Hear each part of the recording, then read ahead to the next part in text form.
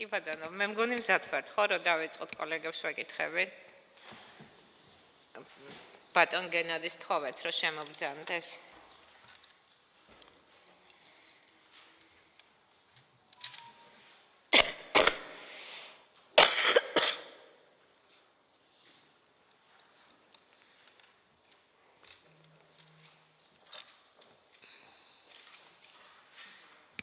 მოგესალმებით, ბატონ გენადი, აგერ არის თქვენი ადგილი, თუ შეიძლება დავბრძანდეთ.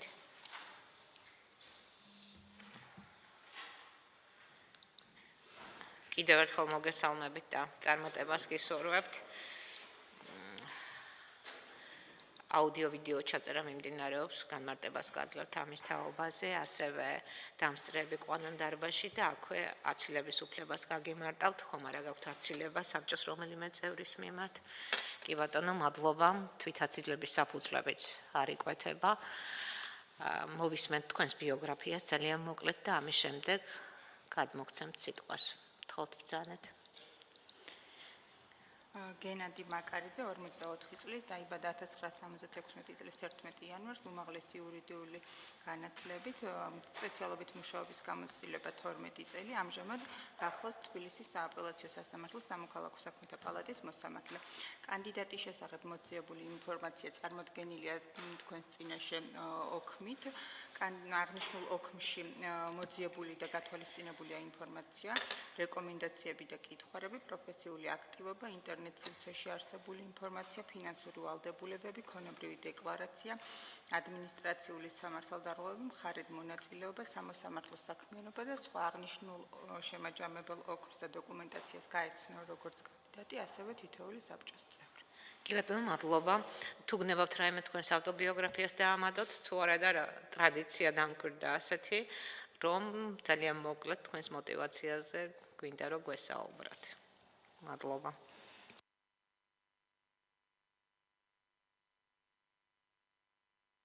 ეხლა გაგიმარტავთ, თქვენ სურვილის შემთხვევაში ნიღბის მოცილების შესაძლებლობა გაქვთ? კი ბატონო, თქვენ სურვილზეა დამოკიდებული, კი ბატონო. კი, უნდა მიაჭიროთ ხელი და ჩაერთვება. მადლობთ. мотиваცია არის ის, რომ უზენაესი სასამართლო არის ძალიან მნიშვნელოვანი რგოლი სასამართლო სისტემაში. უმნიშვნელოვანესი მე ვიტყოდი. თუნდაც იმ კუთხით, რომ აი უზენაეს სასამართლოს გადაწყვეტილებებით ხელმძღვანელობს ქვემდგომი ინსტანციის სასამართლოები და მართსაჯულებაში წვლილის შეტანა ნებისმიერი ინსტანციიდან ხდება ეს, მაგრამ აი უზენაეს სასამართლოს გადმოსახედიდან ეს ბევრად უფრო მეტად შესაძლებელია და ვთვლი რომ თუ ადამიანს აქვს შესაბამისი გამოცდილება, პრაქტიკა და ბუნებრივია სურვილიც რომ მან თავისი ეს წვლილი შეიტანოს ქვეყნის მართსაჯულების სისტემის განვითარებაში, უზენაეს სასამართლო ამისთვის არის ყველაზე კარგი ადგილი და აი ჩემი გამოცდილებიდან, გავლილი გზიდან გამომდინარე, ჩავთვალე რომ გამომეყენებინა შესაძლებლობა კონკურსი გამოცხადდა, შემომეტანა ვაკანსიაზე განაცხადი და დანარჩენი ბუნებრივია საბჭოს გადასაწყვეტია რამდენად ვაკმაყოფილებ კრიტერიუმებს. კი ბატონო, მადლობა. კოლეგების მხრიდან თუ არის კითხვები? კითხვები? თითო კალთავა თქვენც აწიეთ ხელი თუ არ მაგ არა, ხო, თითო. კარგი ბატონი დიმიტრი, მაშინ ამ ეტაპზე. მოგესალმებით ბატონო გენადი. კონსტიტუციური სამართლიდან გითხავთ. აი უკანასკნელ წლებში 2017-18 წლებში განხორციელებული რეფორმის შედეგად კონსტიტუციური დებულებები ზოგიერთი მათგანი ფუნდამენტურად შეიცვალა. კონსტიტუცია სტრუქტურულადაც გადახალისდა ნორმები, თქვათ, ერთ მუხლში რომ იყო მოქცეული, უფრო თანმიმდევრობის პრინციპის დაცვით სხვაგვარ სისტემატიზაცია სხვაგვარად მოხდა. აი ზოგადად ეს რეფორმა რომ აღწეროთ, თვითონ კონსტიტუციის რა მნიშვნელობა ქონდა ამ რეფორმას, თუნდაც იგივე სასამართლო ხელისუფლება ბასთან მიმართებით და ზოგადად ქვეყნის სახელმწიფოებრივი მოწყობის თვალსაზრისითაც რაც შეიცვალა ფორმა მმართველობის და ასე შემდეგ. ამაზე რომ გვესაუბროთ. მადლობთ შეკითხვისათვის. ხო, ძალიან ბევრი ცვლილებები იქნა შეტანილი. უბრალოდ ახლებურადაც შეიძლება ითქვას, რომ ჩამოყალიბდა კონსტიტუცია. შეიძლება ახლა ძირეულად ვერ ვთქო ყველა ის ცვლილება, რომელიც განხორციელდა, მაგრამ არის ისეთი საკითხები, რომელიც მით უმეტეს როდესაც ამ იურისტი ხარ და გიწევს კონსტიტუციის გამოყენება და ჩართული ხარ ამ პროცესში, შეუძლებელია უბრალოდ თვალში არ მოხვედრო და ეხლა თუნდაც დავიწყოთ იმით, რომ სოციალური სახელმწიფოთ განისაზღვრა ხომ ეს ჩანაწერი გაჩნდა კონსტიტუციაში. თვითონ სასამართლოსთან მიმართებაში ძალიან მნიშვნელოვანი ცვლილებები იქნა განხორციელებული, იგივე უზენაეს სასამართლოს მოსამართლეების დანიშვნის წესთან დაკავშირებით რაოდენობა განისაზღვრა სხვა საკითხებზე აი მიწებთან მიმართებაში გაჩნდა ჩანაწერი რომელიც ძველ კონსტიტუციაში არ იყო რაც შეეხება სოციალურ მოწყობას რომელიც თქვენ ბრძანეთ ეს როგორც იყო მე მგონი იმ ფორმითვე დარჩა რომ უნდა ეს ტერიტორიული მთლიანობის აღდგენის შემდეგ გადაწყდება ეს საკითხი ესეთი ჩანაწერი არსებობს ეს კონსტიტუციაში მაგრამ მე მგონი მე როგორც მახსოვს ამ კუთხით ცვლილება არ შესულეს იყო ეს ცვლილება მე ესე მახსოვს ვიგულისხმე მმართველობის ფორმა თქვათ როგორი იყო მანამდე თქვათ იგივე პრეზიდენტის ინსტიტუტი როგორი იყო წინაწლებს რო თანამედროვებლად რო განვიხილოთ ეს შეიცვალა იგივე ხო აი მმართველობის ფორმები რა იყო მინისტრის პრემიერ-მინისტრთან მიმართებაში ბევრად უფრო მეტი ფუნქციები არის ამჟამად დატვირთვაც უფრო ინსტიტუციონალურად ბევრად უფრო დიდი აქვს ვინემ იყო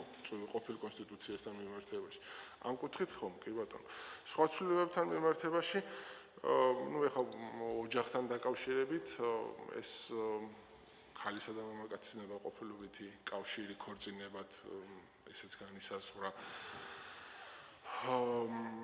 საინტერესო არის უფლებათა დაცვის კუთხით მაგალითად შემოდის ასევე ისეთი აი რაც ძველ კონსტიტუციაში არ იყო აი ინტერნეტთან წვდომაზე და ინტერნეტთან დაკავშირებით მაგალითად ეს არ იყო ძველ კონსტიტუციაში და ეხლა ამ ახალი რეგულაციებით არის კარგით რადგან მე-18 მუხლს შეეხეთ მაგ მე-18 მუხლში ერთი მნიშვნელოვანი ცვლილებაც არის კიდევ აი პირველი პუნქტი ეგ ინტერნეტთან ცნობის უფლება კი ბატონო გეთანხმებით რა აი პირველი პუნქტი მე-18 მუხლის ძალიან მნიშვნელოვანი ცვლილება პატივი და ღირსება იყო ადრე მე მგონი ამას გულისხმობ და ეხლა მხოლოდ ღირსება არა დღევანდელ აი დღეს მოქმედი რედაქციის მე-18 მუხლზე გეუბნებით პირველი პუნქტი რა არის საჯარო უბრალოდ ადმინისტრაციული ორგანოს საქმიანობა დროულად უნდა განიხილოს დროულად უნდა მოხდეს საქმეთა განხილვა ადმინისტრაციული ორგანოების მიერ ამ ჩანაწერზე ხო ანუ აი რა მნიშვნელობა აქვს მაგას ბატონო გენად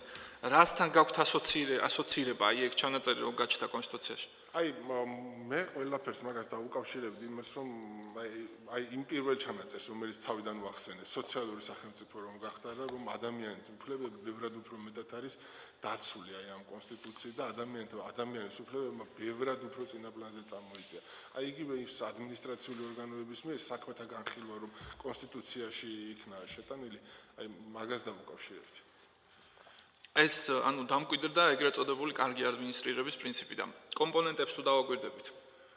ყველას აქვს უფლება, რომ ადმინისტრაციულმა ორგანომ მისი საკითხი დროულად და სამართლიანად განიხილოს. რასთან გაქვთ ასოციაცია ეს კითხეთ.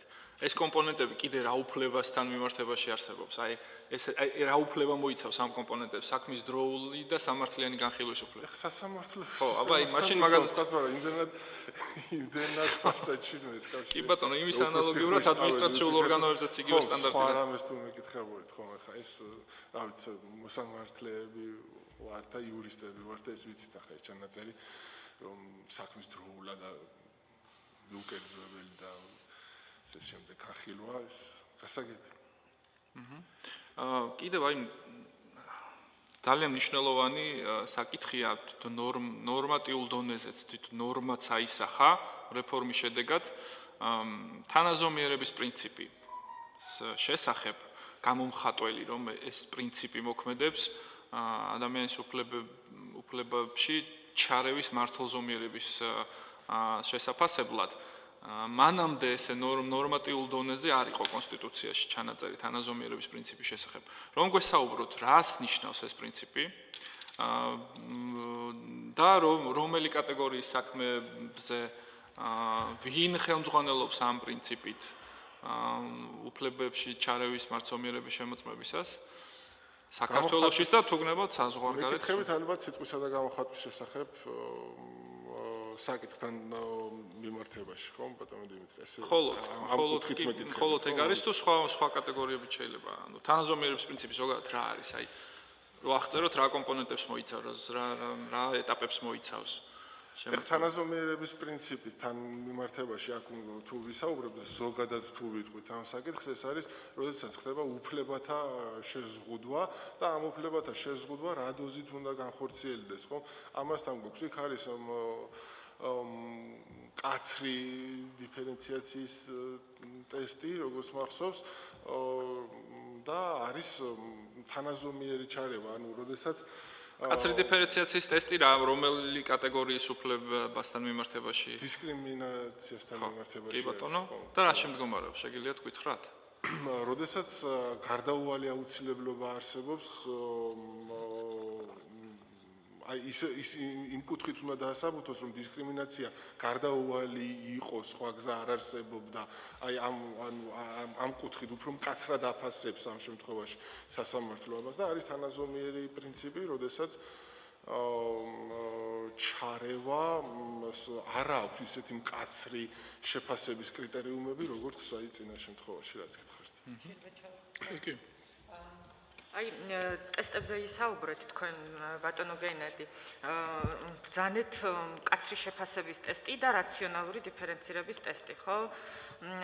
თუ აქვს ამ ტესტებით განსხვავებული მოპყრობის შეფასებისთვის მნიშვნელობა კონსტიტუციით დაცულ ნიშნებს, ან კანონით დაცულ ნიშნებს და რა ნიშნებია მაგალითის სახით რომ დაგვისახელოთ რამდენიმე? სხვადასხვა ნიშნებთან მიმართებაში შეიძლება იყოს ეს განსხვავებულად ეს მიდგომა, მაგალითად ეხა აზრის ქონის უფლება ნებისმიერ ადამიანს აქვს და ამ კუთხით ვერ ჩაერევი, ხო? დისკრიმინაციასთან მიმართებაში მეკითხებით, ხო? დისკრიმინაცია ნებისმიერი ფორმით არის დაუშვებელი. ამიტომ კონსტიტუციაში გამოხატულ იმ ღირებულებებთან მიმართებაში ალბათ უფრო მკაცრი დიფერენციაციის ტესტით იქნება განსასრული. ანუ სახელდებით რაც არის, ხო? ამას გულისხმობთ. სახელდებით რაც არის მითითებული, ხო? სქესი, რასა, კანისფერი. კაცრი დიფერენციაცია. და ანუ ამომწურავია ეს ჩამონათვალი. როგორ გახსოვთ?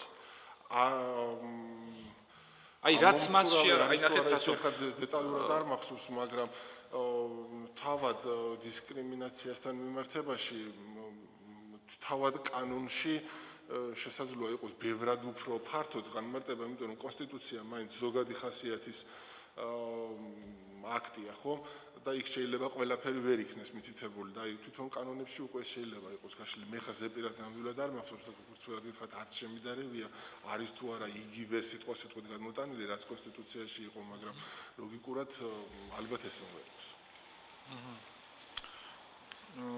ანუ თუ თქვათ უფლების შეზღუდვის ლეგიტიმური მიზანი კონსტიტუციაში არ არის მითითებული, თქვენი მოსაზრებით შესაძლებელია, რომ ეს ლეგიტიმური მიზანი განისაზღვროს საკანონმდებლო აქტით ან კანონქვემდებარე აქტით. შესაძლებელია?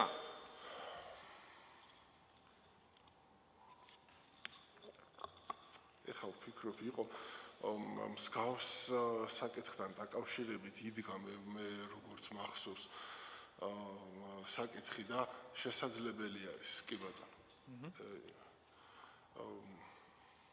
უბრალოდ ვეღარ ვიხსენებ რომელ საკითხთან დაკავშირებით იყო, თორე ამ კუთხით როგორც თქვენ ახლა შეკითხვა დასვით, რომ შეიძლება კონსტიტუციით არ იყოს გაწერილი და საკანონმდებლო დონეზე მოწესრიგდეს,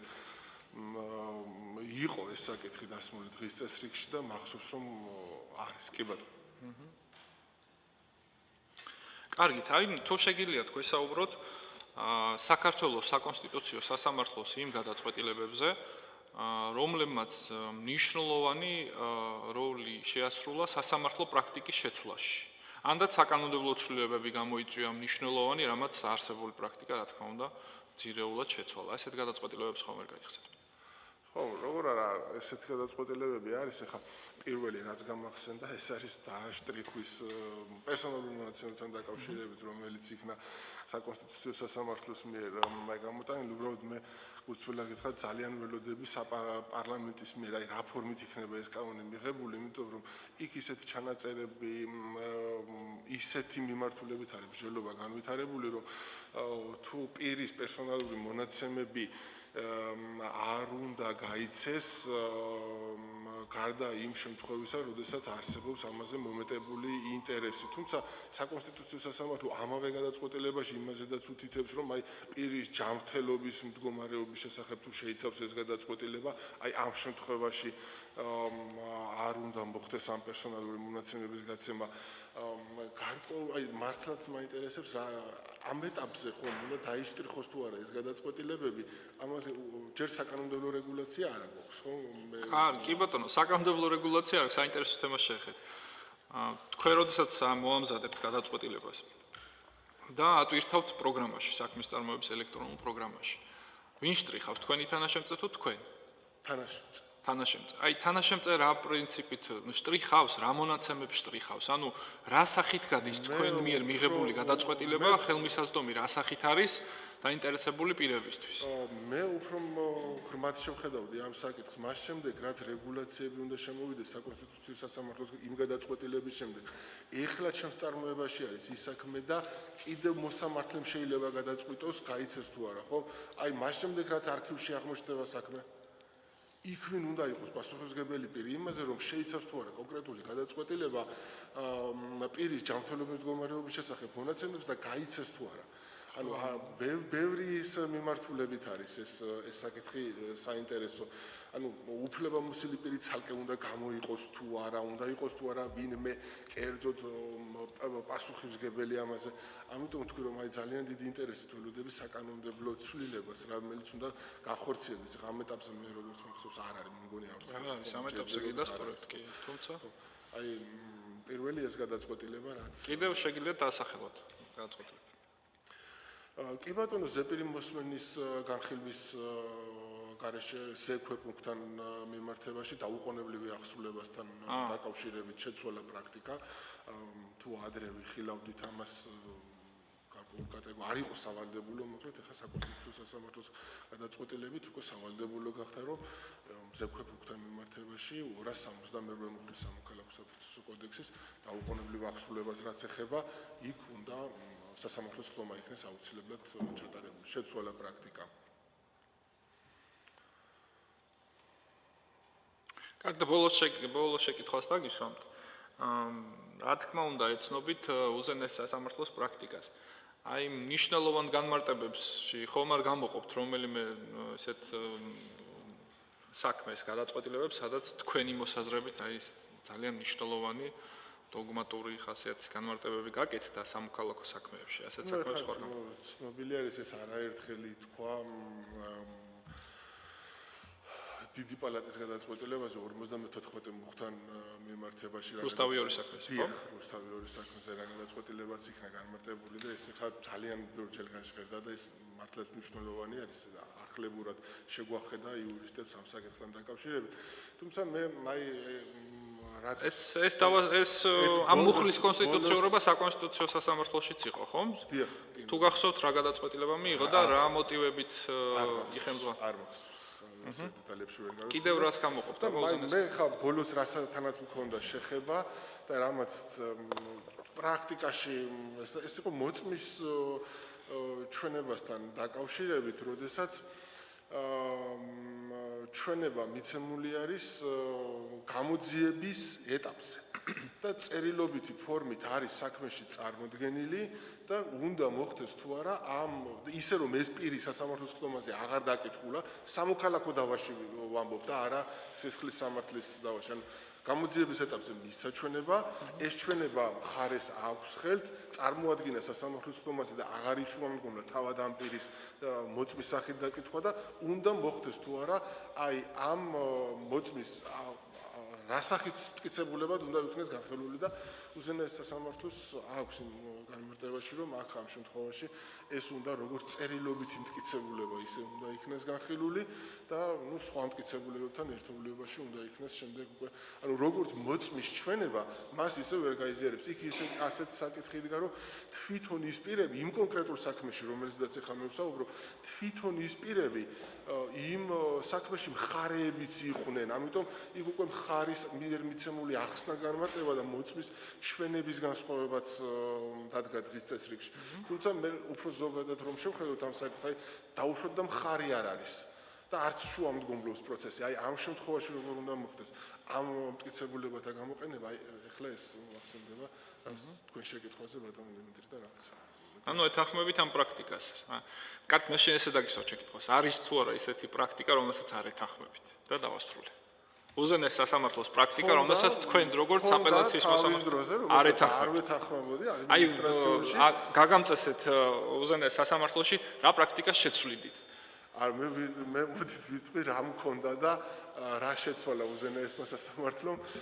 ეს იყო ადმინისტრაციულ დავებთან დაკავშირებით, როდესაც გასაჩივრების წესს უკავშირდებოდა საგადასახადო შემოწმების შედეგად საგადასახადო შემოწმების აქტი გამოიცემა და გამოიცემა საგადასახადო მოთხოვნა. საგადასახადო მოთხოვნა არის ერთი გვერდიანი ესეთი ფურცელი, რომელშიც შედეგები არის შეტანილი და ეს შედეგები საიდან მოვიდა, არის საგადასახადო შემოწმების აქტი, ხო? ვინაიდან ეს ერთ ფურცელზე არის, ეს მარტივად რომ ვისაუბროთ, მას ელექტრონულად უგზავნიდა მხარეს საგადასახადო ორგანო და თავად შემოწმების აქტს პოსტის მეშვეობით. ეხლა ელექტრონულად მისული ბევრად უფრო სწრაფად არის. პოსტას 2-3 დღით დააგვიანდა, ხო? და საიდან ათვალოს ის გასაჩივრების 20 დღიანი ვადა. უზენაეს სასამართლოს პრაქტიკა მიდიოდა ამ კუთხით, რომ ითვლებოდა, როდესაც საგადასახადო მოთხოვნა ჩაბარდა, არ დავეთანხმე თავის დროზე ამ პრაქტიკას, თქვი რომ შეუძლებელია თუ არ ვიცი, იქნება და ვეთანხმები, რატომ უნდა გავასაჩივრო და ვეთანხმები თუ არა ამ დარიცხვას, ეს უნდა გავარკვიო შემოწმების აქტიდან, ხო? და ვთქვი რომ ალბათ ვადის ათვლა უნდა მოხდეს შემოწმების აქტის ჩაბარებიდან და არა საგადასახადო მოთხოვნიდან, გაიზიარა სააპელაციო სასამართლომ, შემდეგ უზენაესმა სასამართლომ და ეხლა აღარ ვარ რამოდენიმე წელია საგადასახადო ადმინისტრაციულ დავებში, მაგრამ არც ის მენია რომ ეს პრაქტიკა შეცვლილებას. კიდევ მაქვს სამოქალაქო საქმეებთან მე მაქვს ერთი საკითხი, კი ბატონო. ამაზედაც არის, დაუსწრებელ გადაწყვეტილებასთან მიმართებაში. უბრალოდ მე რასაც ვამბობ, ეხლა რასაც ვამბობ, ამაზე მე ჩემ კოლეგებთან ერთად მიმსჯელია, უბრალოდ აქ არის კიდევ ბევრი დაფიქრება ჭირდება და კიდევ სხვა უბრალოდ მე თემად ბევრი მიფიქრია ამ საკითხზე, მაგრამ დამუშავება სხვა კუთხითაც ჭირდება და რას გულისხმობთ ახლა.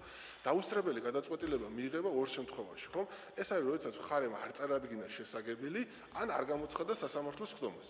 ამის შემდეგ ეს გადაწყვეტილება საჩივდება იმავე სასამართლოში, იქ თუ ტოვებს ძალაში, მოდი ეს შემთხვევა უნდა განვიხილოთ ჩვენ, ტოვებს ძალაში პირველი ინსტანციის სასამართლო და ამაზე შემოდის სააპელაციო საჩივარი.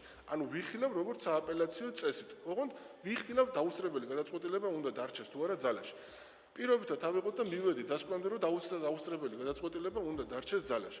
ამის შემდეგ ეს საჩივრდება უკვე საკასაციო წესით. საკასაციო სასამართლომ გადაწყვიტა რომ არ არის პირველი ინსტანციის სასამართლოს გადაწყვეტილება სწორი. რატომ მიბრუნებს მე სააპელაციო სასამართლოში?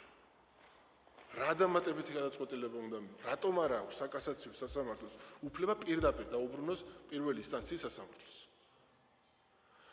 უბრალოდ მე თავიდან რატომ გავუსვი ხაზი რომ ამ საკითხს ცოტა მეტი კვლევა ჭირდება. ნახეთ, თუ პროცესუალური დარღვევებია სააპელაციო სასამართლოში და ის მაგალითად ხარი არ მოვიწვიე პროცესზე ან კანონის დადგენილი წესით არ მოვიწვიე და ისე განვიხილე მაგ შემთხვევაში პირველი ინსტანციის სასამართლოს არ ამიტომ ცოტა კვლევა ჭირდება სიღრმისეულად დამუშავება ჭირდება თუმცა თუ ეს აი მარტივად ავიღოთ არ არის ორი ინსტანციის სასამართლოს გადაწყვეტილება სწორი მივიდა კასაცია ამ დასკვნამდე უნდა დამიბრუნოს მე აპელაციაში მე კიდევ თავიდან ამდენი საქმის პირობებში ავიღოთ კარგი ვადებს ჩავეტია მაგრამ კიდევ 5 თვე ხომ აქვს თავიდან კიდევ 5 თვე უნდა მელოდოს და მე ხა უზენაეს სასამართლოს მითითება თუ არის რომ თავის დროზე საპატიო მიზეზი ნამდვილად ქონდა საპატიო მიზეზი განმარტა ის ფაქტი ის მოცემულობა რაც იყო რომ ნამდვილად იყო საპატიო მიზეზი შესაგებლის წარუდგენობის ან გენებავ-წხდომაზე გამოუცხადებლობის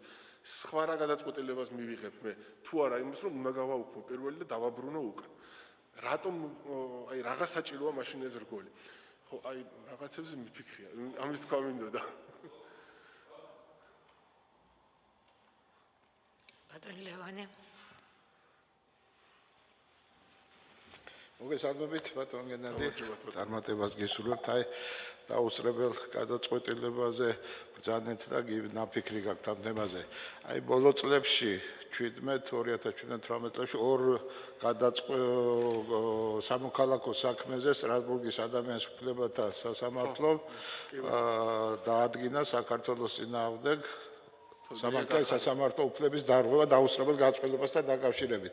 თუ იცნობთ აი ამ საქმეებს და რას თვლით აი ამის მიზეზად ზოგადად ქართული მოდელის რაიმე ხარვეზია თუ ინდივიდუალურად დაშვებული თქვენ თუ დაუშვებდით აი ასეთ შემთხვევაში დაუსწრებელი გადაწყვეტილებას და ამის შემდეგ როგორ მიმდინარეობს გათვალისწინება თუ ხდება აი ამ პროცესი. მადლობთ ბატონ ლევან შეკითხვისთვის. ეხლა თვითონ ამ გადაწყვეტილებებზე ბევრს არ შევჩერდები, იმიტომ რომ ყველა გადაწყვეტილებაში ვიყენებთ უკვე სასამართლოები, თუ სადმე დაუსწრებელი გადაწყვეტილება უქმდება, ძალიან ხშირად ვუთითებთ, რომ სტრასბურგის სასამართლოს მიერ დადგენილი პრაქტიკა.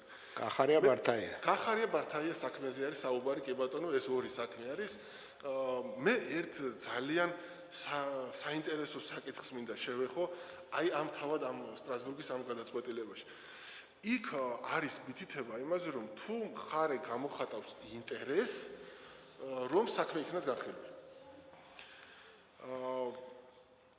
აქ საინტერესო არის ჩემი აზრით რა ეს ინტერესი არ უნდა გავიგოთ ისე რომ ხარემ არ ქონდა თავის დროზე შემოტანა ის შესაგებლის შემოტანის ვადა გაუშვა შემოიტანა შესაგებელი და ეს უკვე ნიშნავს ინტერესის გამოხატვას ჩემი აზრით აი ასეთ ესე ნებისმიერს შემოაქვს მაშინ შესაგებელი ხო ჩემი აზრით სანამ აი შესაგებლის შემოტანამდე გავლილ პერიოდში რა მოქმედებები განახორციელა მხარემ იმისათვის რომ მისი უფლება დაეცვა მე მგონი სწორედ ეს არის ნაგულისხმები სტრასბურგის სასამართლოს აი ამ გადაწყვეტილებებში პირობითად მიუვიდა სარჩელი და თანდართული დოკუმენტები არ ქონდა სახსრები სანამ სახსრები მოიძია მოძებნა შესაბამისი იურისტი გაერკვა რასთან და აი ამ პერიოდში დააგვიანდა დაუშვა აქ უკვე ჩემი აზრით ჩანს ის რაც სტრასბურგის სასამართლომ თქვა რომ მხარემ გამოხატა ინტერესი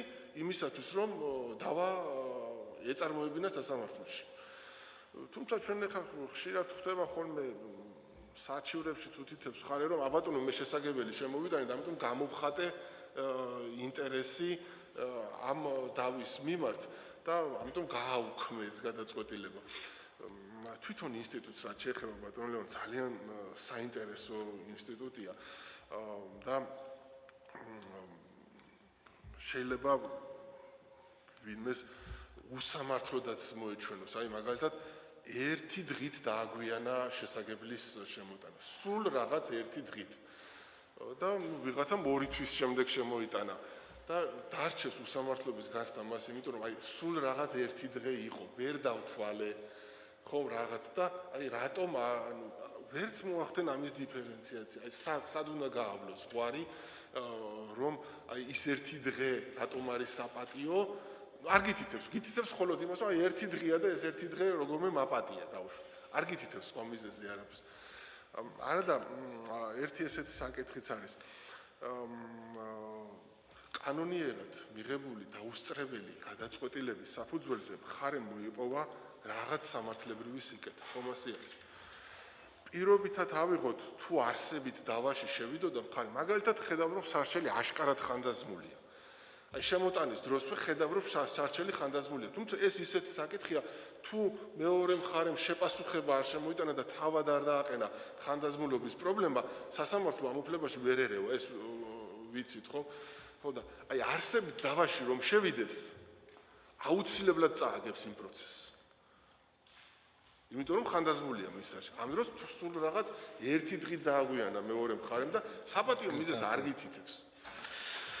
კარგია რომ ასეთი განცდა აი გახარია შემთხვევაში იყო რომ იცოდა მოსამართლემ რომ ის არ ცხოვრობდა იმ მისამართზე ფაქტიურად იყო რუსეთში, მაგრამ მაინც იმ მისამართზე გაიგზავნა შეტყობინება და ამის საფუძველზე აი ასეთი ხო ეს ამ კონკრეტულ კაზუსში გასაგებია.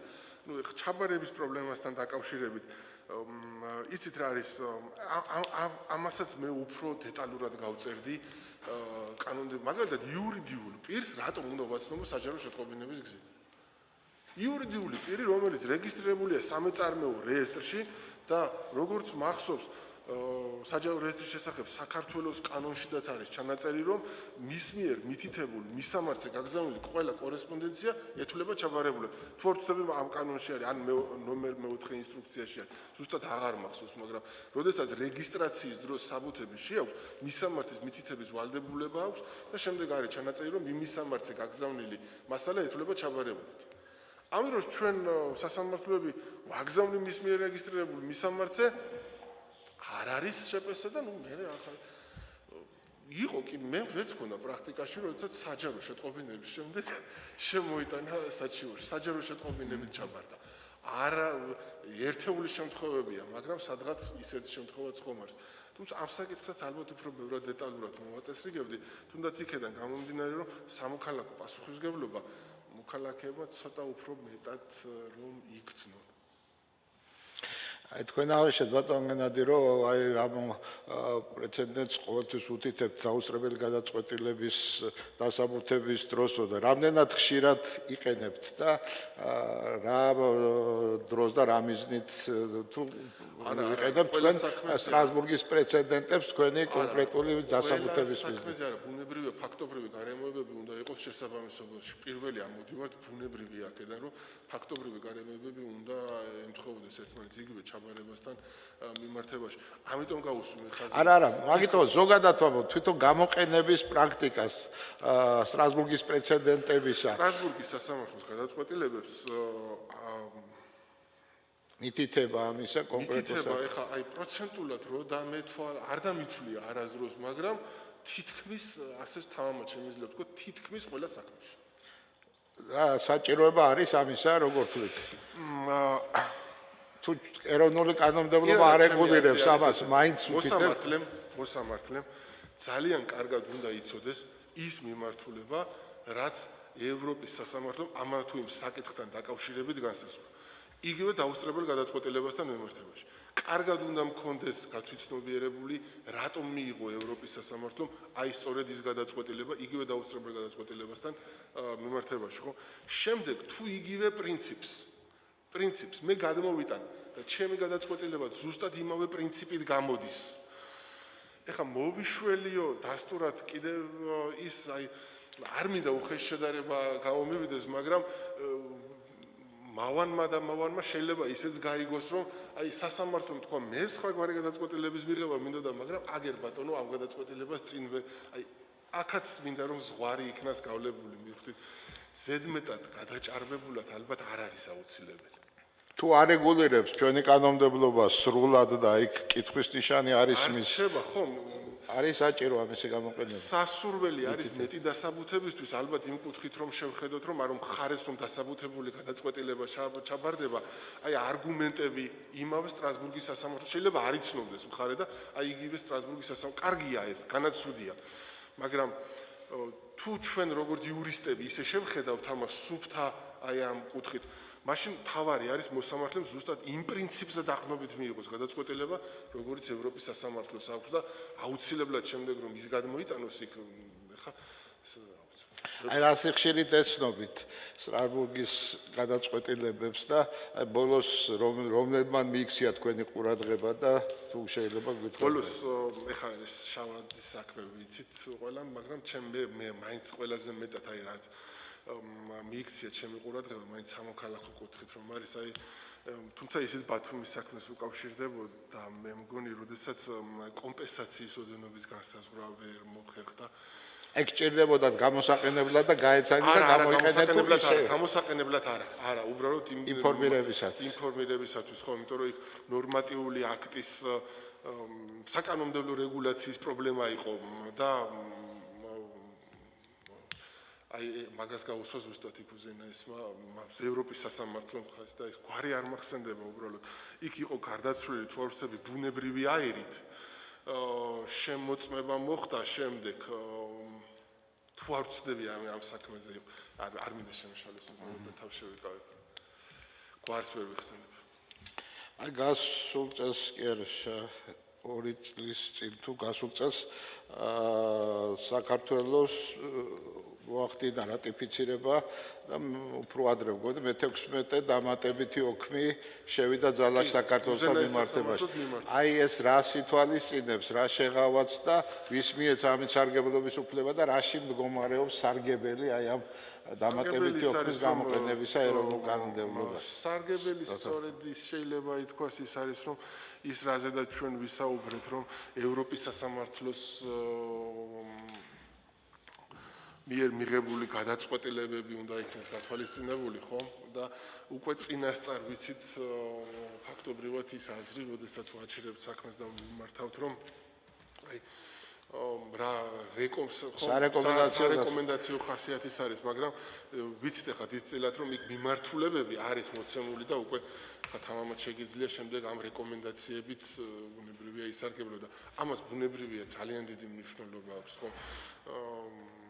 უკვე როდესაც ვიცით დაადგენს თუ არა დარღვევას ევროპის სასამართლო ჩვენ რო სხვა კუთხით გადაგვეწყვეტა, ამიტომ რა თქმა უნდა მნიშვნელობა აქვს ამაზე მგონი ხა სხვა აზრი არ შეიძლება არსებობდეს. დიდი მადლობა. მადლობთ. კოდონაზე. გამარჯობა. ჩემი შეკითხვა შეეხება პირველი საკითხები, რაც ეს ყველაზე მეტად მაინტერესებს, მოსამართლის დამოუკიდებლობას. თქვენთვის, როგორც მოსამართლისთვის დღეს როგორ ხედავთ სასამართლოს დამოუკიდებლობას, რამდენად თქვენი აზრით, რამდენად ვიწროთ შეიძლება იქნას განმარტებული მოსამართლის დამოუკიდებლობა და რამდენად ფართოდ შეიძლება იქნას განმარტებული სასამართლოს დამოუკიდებლობა, ისე რომ არ მიადგეს ზიანი ქვეყნის დემოკრატიას. ყოველთვის უპასუხო, ხო? კი. ყოველთვის როდესაც ეს საკითხი განიხილება, ყოველთვის ისმის ბუნებრივად ერთი შეკითხვა. დამოუკიდებლობა ვისგან ან ვისგან? ბუნებრივია სასამართლო დამოუკიდებელი პირველ რიგში უნდა იყოს ხელისუფლების სხვა შტოებისაგან. ამის მიღწევის ერთადერთი საშუალება არის საკანონმდებლო ბაზა. ამ კუთხით სიმართლე გითხრათ, შეიძლება იყოს რაიმე და მე არ მქონდეს ზედ ნაფიქრი, მაგრამ ამ წუთის მდგომარეობით იგივე სასამართლოსთან მიმართებაში რეფორმის პირველივე ტალღა იყო თუ არ ვცდები, როდესაც იუსტიციის უმაღლესი საბჭოს წელთა არჩევის ახალი წესი განისაზღვრა, თუ არ ვცდები პირველი ტალღის ფარგლებში იყო ეს და ძალიან დიდი წინგადადგმული ნაბიჯები არსებობს.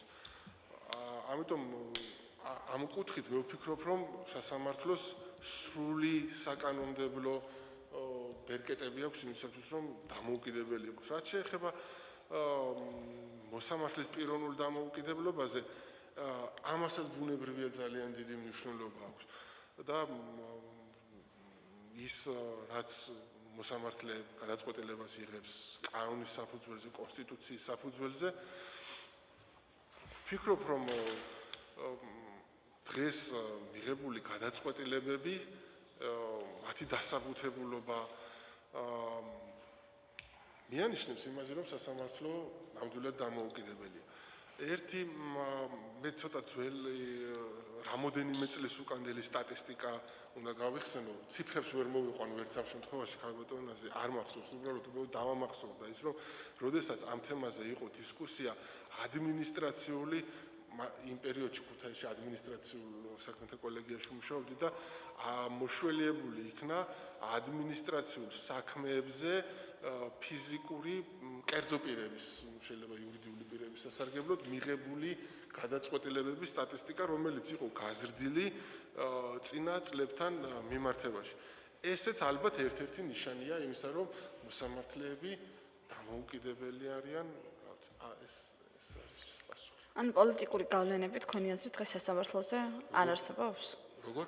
პოლიტიკური გავლენები დღეს სასამართლოს სისტემაში არ არსებობს. ფიქრობ, რომ არის. ბატონო? დიახ, ფიქრობ, რომ არის. და ფართო განმარტებაზე კითხეთ, როგორ შეიძლება განიმარტოს ფართოდ მაგალითად სასამართლოს დამოუკიდებლობა ისე, რომ საფრთხე შეუქმნას დემოკრატიას. აი სად შეიძლება წარმოიშვას რისკები, თუ შეგიძლიათ ამის წარმოდგენა ამ მხრივ შეელობა.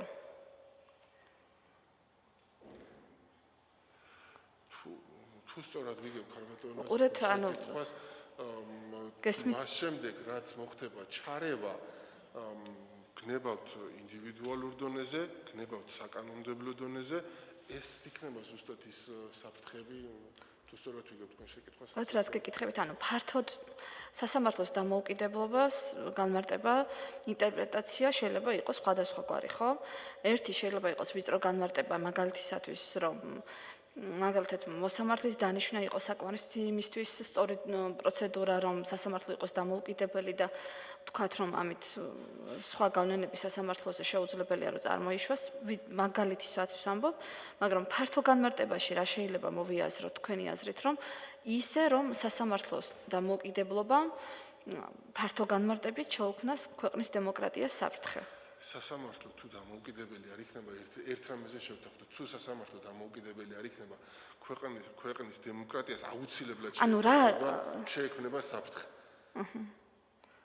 იმიტომ რომ სწორედ სასამართლო არის ის რგოლი, ვიც ასე ვთქვათ, ზედამხედველობს მიღებული კანონების აი მაგალითისათვის გეტყვით. საკითხს. რას ფიქრობთ ასეთ ვერსიაზე დავუშვათ, პირველ და მეორე ინსტანციას აკომპლექტებს იუსტიციის უმაღლესი საბჭო. თავისივე გადაწყვეტილებით. მაგალითად უზენაეს სასამართლოსაც რომ აკომპლექტებდეს იუსტიციის უმაღლესი საბჭო. რა მეს შეეშლება ხელი ეს რა იქნება თქვენი აზრით?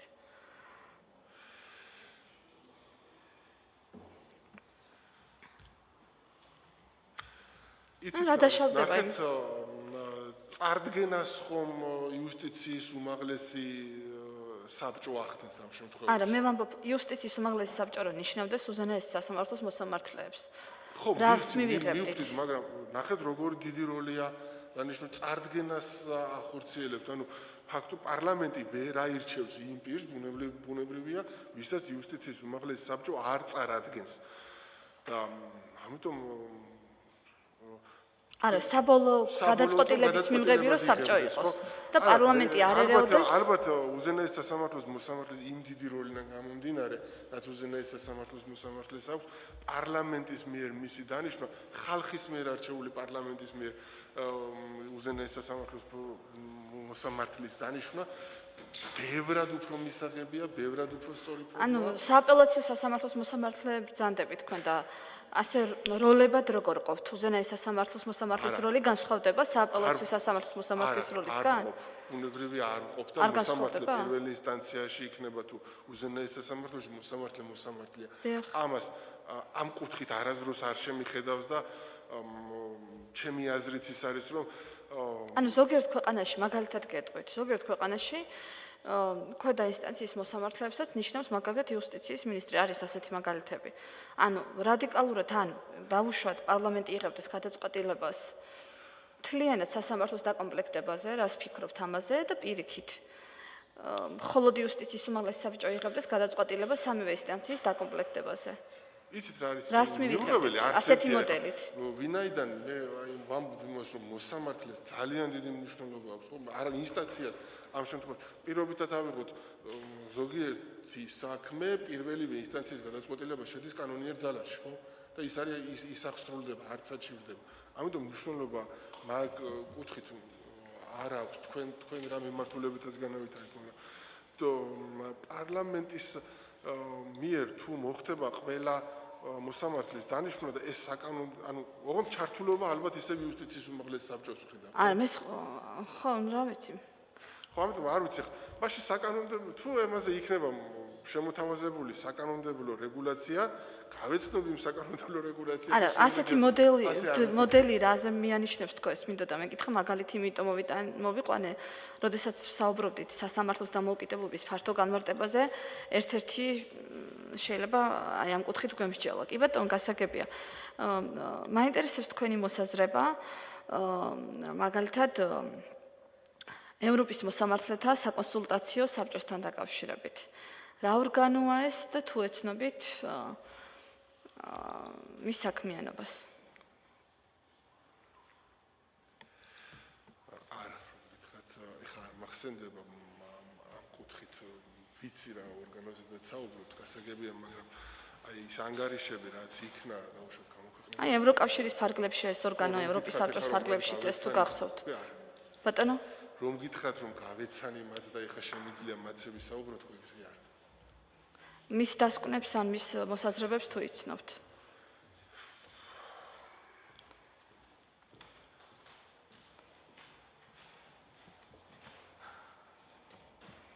რომელ საკითხთან მიმართებაში იქნებ მითხრათ, იმიტომ რომ აი რომ საკითხებ, ანუ მაგალითად სასამართლოსთან მიმართებაში. ანუ ესე იგი მე მაგალითი მოგიყვანეთ. ეხლაც იყო მე მგონი ხო საუბარი რამოდენიმე თვალსწრაფი რამოდენიმე დღის უკან რომ კიდევ ერთი რაღაც კანონ პროექტის დასკვნისთვის გაგზავნას აპელირებდა. აი სასამართლოსთან მიმართებაში თუ მეტყვით ბოლოს რომელი კანონ პროექტის? არ პრესის საშუალებით წავიკითხე და ზუსტად სიმართლე გითხრათ, ესე უბრალოდ ვიცი რომ იყო საუბარი ამაზე რომ კიდევ ერთხელ მიემართათ. აი თუ თქვენ ეხ სასამართლოსთან რა სახებოდა ეს კანონ პროექტია?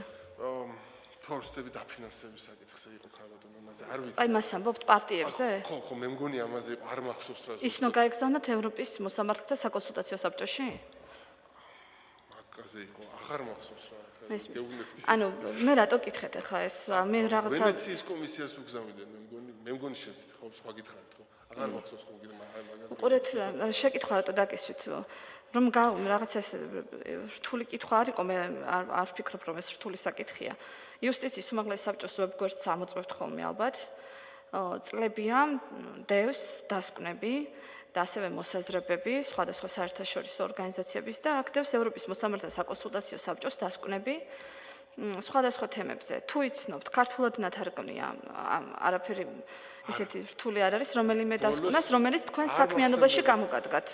წაკითხულობ, კითხულობ, მაგრამ ეხლა რომ გითხრათ რომ რომელიმე მათგანზე შემიძლია გიპასუხოთ, არ მახსენდება უბრალოდ და ეგ არის. აი კიდევ ასევე მინდა კითხოთ მართლმსაჯულების ეფექტიანობის ევროპულ კომისიაზე. სეპეჟს რომ ვეძახით, თუ იცით ამ ორგანოს შესახებ? არა, ვერ გიპასუხებთ. არ იცით ამის შესახებ? არის თუ არა საქართველოს წევრი, რომელიმე თუ იცნობთ, ვინც ამ ორგანიზაციის წევრია? არ მახსენდება. თქვენი კოლეგა რომ არის წევრი, ამის შესახებაც არ იცით? არ მახსენდება. კი ბატონო. შემდეგი ჩემი შეკითხვა ეხება შემდეგი შეკითხვა ეხება იუსტიციის უმაღლეს საბჭოს საქმიანობას. შეგიძლიათ აღწეროთ მთლიანად პროცესი, როგორ ინიშნება მოსამართლე პირველ და მეორე ინსტანციაში? ჩაბარებული უნდა ქონდეს გამოცდები მოსამართლის, შემდეგ გვაქვს გასაუბრების ეტაპი, სკოლაში გამოცდები, შეფასება არის სკოლის, ისევ გასაუბრება და შემდეგ გადაწყვეტილების მიღება. სკოლაში სწავლა რამდენ ხანს არის თუ გახსოვთ? ცვლილებები შევიდა. ეხა იზრდება, მგონი 16 თვე ხდება. 16 თუ კარგად მახსოვს. ასევე 10 იყო, 12 თვე იყო და ეხა იმატებს მე როგორც მახსოვს. ანუ დანიშვნის წესზე როცა საუბრობთ, მოსამართლეები როგორ ინიშნებიან, ფარული კენჭისყრით თუ ღია კენჭისყრით? ფარული კენჭისყრა იყო. ფარული კენჭისყრა. ყველა მოსამართლე ფარული კენჭისყრით ინიშნება? ყველა მოსამართლე ფარული კენჭისყრით ინიშნება. როგორ? ყველა მოსამართლე ფარული კენჭისყრით ინიშნება. აი სამწლიან ვადაში მყოფი მოსამართლებიც ინიშნებიან ფარული კენჭისყრით? სამწლიან ვადაში მყოფი მოსამართლებიც ფარული კენჭისყრით ინიშნებიან?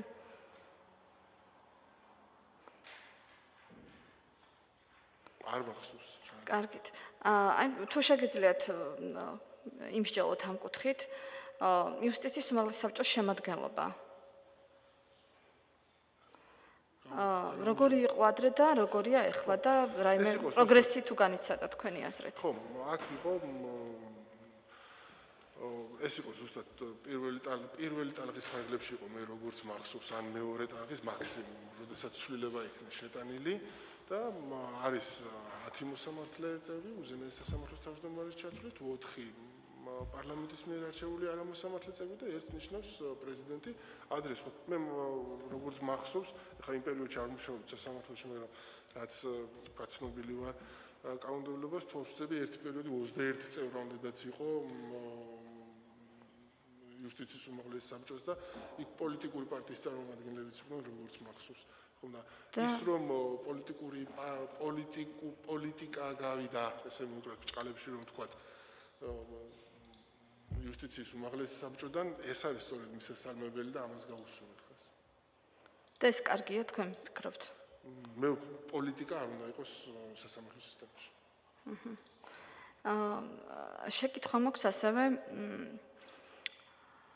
შეკითხვა მაქვს ასევე სასამართლოს თავმჯდომარესთან დაკავშირებით. თუ შეგიძლიათ გითხრათ, რომელ სპეციალიზაციაში მუშაობთ თქვენ ამჟამად? სამოქალაქო. არა, სპეციალიზაცია. კომერციული და კომერციული. როგორ მოხდა თქვენი გადანაწილება სპეციალიზაციებში? როდესაც ანუ ვინაიდან შესავალს გავაკეთებთ თუ გნებავთ, როდესაც კანონმდებლობაში შევიდა ცვლილება და სააპელაციო სასამართლოში გაჩნდა შესაძლებლობა სპეციალიზაციების შექმნის, საბჭომ მიიღო გადაწყვეტილება, სადაც წერია, რომ თავმჯდომარე იღებს, ასე ვთქვათ, შესაბამის აქტს ვიწრო სპეციალიზაციებში მოსამართლეების შემადგენლობის განსაზღვრის შესახებ. თქვენ შემთხვევაში ეს შეგიძლიათ გითხრათ, როგორ მოხდა პრაქტიკულად? თავმჯდომარესთან ჰქონდათ კომუნიკაცია? თავმჯდომარესთან მქონდა. ვისთან ჰქონდათ? ბატონ ირაკლისთან. როგორც მახსოვს, წელიწად სასამართლოს თავმჯდომარესთან არ ჰქონდათ ამაზე კომუნიკაცია? ან არა, ბატონ ირაკლი. მიხეილ ჩინჩალაძესთან არ ჰქონიათ? ირაკლი შენგელიასთან ჰქონდათ? კი. და შემოგთავაზათ სად გადახვიდოდით თუ თქვენ შესთავაზეთ? კატეგორიებად ესე ჩამოწერილი, ეს გავეცანი ამას იქ A, B. ჩვენ წესში რაც წერია, ხო? ის კატეგორიები. კატეგორიებად ჩამოწერილი და რომელი დავა, რომელში შედიოდა და მქონდა ამაზე საუბარი, რომ თუ ვიქნებოდით თანახმა, რომ აი რატო გააკეთეთ ამაზე არჩევანი, შეგიძლიათ გითხრათ? ამ კატეგორიაზე. ხა რომ გითხრათ, რომ სხვა კატეგორიები არ მაინტერესებს თქო, ისე არ იქნეს გაგებული, რომ მხოლოდ ამ მიმართო არა, სხვაც მაინტერესებს, ბუნებრივია, მაგრამ პირველ ინსტანციაში მე ვიყავი ქუთაისში ადმინისტრაციაში, ხო? პირველ ინსტანციაში თბილისში სამოქალაქოში და სწორედ ამ მიმართულებით ვმუშაობდი. ამიტომ ბუნებრივია ხა რომ გადმოვედი სააპელაციო სასამართლოში, მიმართულებაც ვინაიდან იგივე იყო. ეს საქალაქოზე საუბრობთ, ხო? თბილისის საქალაქოზე. მაგრამ იქამდე არ ქონიათ ამ კუთხით გამოცდილება, სანამ თბილისის საქალაქოში გადმოხვიდოდით, ხო? ადმინისტრაციულში იყავით, დიახ. ვიხილავდი ქუთაისში კიდე. კი. სამოქალაქო კუთხით ვიყავი, ხა ისეთი დიდ დავებზე არა, იმიტომ რომ ტყიბულის მაგისტრი ვიყავი, პარალელურად და იქ მიწევდა სამოქალაქო საქმეების განხილვა. მესმის. იცით რა მაინტერესებს? აი მაგალითად მაინტერესებს ორგანიზაციული კულტურა, როგორია თბილისის სააპელაციო სასამართლოში. რამდენიმე წლის წინ იმყოფებოდი ევროპის ერთ-ერთ ქვეყანაში სააპელაციო სასამართლოში ვიზიტით. და როდესაც შეხვედრა გქონდა და მე სასამართლოს შენობასაც ვათვალიერებდით, ინფრასტრუქტურას, მათ შორის საკნებს, დაუშვათ სხვადასხვა, ასე ვთქვათ, ოთახებს, მათ შორის დარბაზებს და ასე შემდეგ ყველაფერს, სამუშაო ოთახებიც დავათვალიერეთ მოსამართლეების. სასამართლოს პრეზიდენტს ეძახიან, ანუ ჩვენებურად თავმჯდომარის კაბინეტის კარი იყო ღია. სამიც ზოგი მოსამართლე შედიოდა ცარიელი იყო იქ არ იმყოფებოდა იმ დროს სასამართლოს თავმჯდომარე დასათვალიერებლადაც ვისაც უნდა შევიდოდა უბრალოდ ენახა რა გარემოში მუშაობდა და რა პირობებია ზოგადად აი თქვენთან როგორია ეს შეგიძლიათ თავმჯდომარის კარი გააღო და უბრალოდ შეხვიდე და თქვენთან ვიზიტზე მყოფი უცხოელი ადამიანს დაათვალიერებინა სასამართლოს შენობა აი ჩინჩალაძის სამუშაო ოთახის კარი რო გააღოთ არ მიფიქრია ეს ესეც შეკითხვაზე არა აქამდე არ გიფიქრიათ მაგრამ გეკითხები მე შემიძლია თუ შეიძლება დავაზუსტო რა არა ვერ აი მე რო დააზუსტებ თქვენი სამუშაო ოთახი შევაღო საბჭოს წევრებს მზადდები თქვენს და მეც მე რო თქვენი სამუშაო ოთახი შევაღო უკაცრავად შევაღო თქვენ როცა არ იქნებით და მივიყვანო სტუმარი ვიზიტორი თქვენ როგორი კმაყოფილი იქნებით ეს წოთი ცხა შეკითხვაა ხალბატონაზე ამ ოთახში რომ შემოვიდი მანდატურმა შემომაცილე და ლამის ხო და არა მაინტერესებს თქვენთან როგორია ორგანიზაციული კულტურა ანუ ეს ასეთი რამ ვნახე მე ევროპის ერთ-ერთ ქვეყანაში და თქვენთან როგორია მაინტერესებს არ ვიცი ხალბატონაზე რას მე ვერ გავიგე გულწრფელად ვერ გითხრათ გაიგეთ შეკითხვა სხვასთან თუ მივდივარ ოთახში მაკაკუნებ თუ არის ოთახში შევდივარ არ არის არ შევდივარ არ ვიცი სხვა რა გიპასუხოთ კი ბატონო მე როგორც გავიგე შენობის დათვალიერებაც ბძანეთ ხო უკაცრავად დავზუსტები შენობის დათვალიერების შესაძლებლობა თუ გაქვთ სტუმრისთვის როგორ არა ხა მე არ მყოლია სტუმარი სხვა რამე ვკითხე მხოლოდ შენობის დათვალიერებაზე არ იყო საუბარი იყო მათ შორის სავიზიტო ბარათი და რა ვიცი ხა ისეთი განსაკუთრებული შეკითხვა არ და მე გაგიზიარეთ ჩემი გამოცდილება და მაინტერესებს უბრალოდ როგორაა თბილისის აპელაციო სასამართლოში ღიაობა როგორ არის თუნდაც ამ კონტექსტში. შემდეგ შეკითხვაზე გადავიდეთ, კი ბატონო, გასაგებია. შემდეგი შეკითხვა შეეხება სასამართლოს ეფექტიანობას. ანუ სასამართლოს დამოუკიდებლობაზე მეტნაკლებად ვისაუბრეთ და მაინტერესებს თქვენი მოსაზრება, რა არის სასამართლო სისტემის ეფექტიანობა და დღეს არის თუ არა ეფექტიანი სასამართლო საქართველოში. ალბათ არის ქალბატონას, იმიტომ რომ აქ უნდა განსაზღვროთ იმ მომართვიანობით, რაც სასამართლო სისტემის მიმართ ამჟამად არსებობს. ძალიან ბევრი სარჩელები შემოდის რომ ეფექტური არ იყოს იგივე აღსრულების პროცესთან მიმართებაში ხომ საბოლოო ჯამში რომ ეს გადაწყვეტილებადი აღსრულებადი არ იყოს ესეთი დიდი მომართვიანება ალბათ არ იქნებოდა ამიტომ ვფიქრობ რომ დიახ არის ალბათ არის ეფექტიანი ვფიქრობ რომ დიახ კი ბატონო, აი ამ კუთხით რო განმავითაროთ ჩვენი მსჯელობა სხვა კონკურსანტებსაც ვკითხე, რომლებიც თქვენი კოლეგები არიან სააპელაციო სასამართლოში და ამიტომ თქვენს კითხავთ, მაინტერესებს. მაშინ როდესაც არის ასე ვთქვათ, საკმაოდ დიდი რაოდენობა მოსამართლეების თბილისის აპელაციო სასამართლოში და კვლევებით საუბრობს, აი კვლევაშიც არის საუბარი ბაზე, რომ უფრო მეტი მოსამართლე ვიდრე საჭიროა. რეალურად ჩვენი სამართლებრივი სისტემისთვის და იმ საქმეთა ნაკადისთვის, რაც სააპელაციო სასამართლოშია, ამავდროულად, როდესაც გვაქვს სახალხო დამცველის ანგარიში, სადაც საუბარი იმაზე, რომ მათ შორის სამოქალაქო დავებზე იმ პალატაში, სადაც თქვენ მუშაობთ, პრობლემა არის საქმეთა გაჭიანურების და 50%-ზე მეტი პროცენტზე დაახლოებით არის საქმეთა გაჭიანურება სახეზე. რას ფიქრობთ, სასამართლო რატომ არის ეფექტიანი? აი ამ ფაქტებიდან გამომდინარე, თუნდაც რაზეც მე ახლა ვსაუბრობ. რატომ არის ეფექტიანი, ამაზე გიპასუხებთ. რაც შეეხება საქმეთა განხილვას დროში, ეს მართლაც არის პრობლემა. მაგრამ არის არა იმის გამო, რომ ვინმე თავს ზოგავს და არ მუშაობს, არა, უბრალოდ რაოდენობა არ ყოფნის მოსამართლეების. ერთი სამუშაო დღე რომ ავიღოთ ჩვეულებრივად, აი დილიდან დაღამამდე პრაქტიკულად დარბაზში იმყოფები, იქედან გამოსულს უკვე გიწევს გადაწყვეტილებების წერა. საქმის განხილვა მხოლოდ პროცესის ჩატარება არ არის. დაწერაც არის ხომ ამ გადაწყვეტილების. კი ბატონო. ისეც ვერ დავწერთ ამ გადაწყვეტილებებს, რომ ოღონდ სტატისტიკა შევავსო და ნაკლები საქმე მქონდეს და მეწეროს და სულ ერთია რა იქნება გადაწყვეტილებაში ჩაწერილი. ესეც არ შეიძლება. ამ ყველაფერს ძალიან დიდი დრო მიაქვს. აღარ ვსაუბრობ ენერგიაზე, ამასაც მივეჩვიეთ უკვე და უძლებთ, მაგრამ აი დრო ნამდვილად ბევრი ჭირდება. ამიტომ იმ საქმეების რაოდენობა, რაც ერთ მოსამართლეს აწერია, არ არის გონივრული. უბრალოდ შეუძლებელია ეს გადაწყვეტილებები თან პროცესებით ჩაატარო და თან დაწერო ეს გადაწყვეტილებები. დაწერა სასაზღვრულისხმობ კი მოგახსენეთ უკვე და ეს ყველაფერი იმ დროშიც ჩაეტიოს. შეუძლებელია, ფიზიკურად შეუძლებელია. ეს არის და გამოსავალს რა შეხედავთ? მოსამართლეს დატვირთვა უნდა ჰქონდეს ისეთი რომ შესაძლებელი იყოს მან დროულად განიხილოს საქმე. და რამდენი უნდა იყოს? რამდენი საქმე გაქვთ და რამდენი უნდა გქონდეთ თქვენი ამ აზრით? წუთას დაახლოებით 95-ია ზუსტად დაახლოებით შეიძლება ცოტა მეტი ცოტა ნაკლები. ხო 95 მათ შორის კერძო საჩივარი და საჩივარი იქნება ალბათ ერთი ათეულიც არა.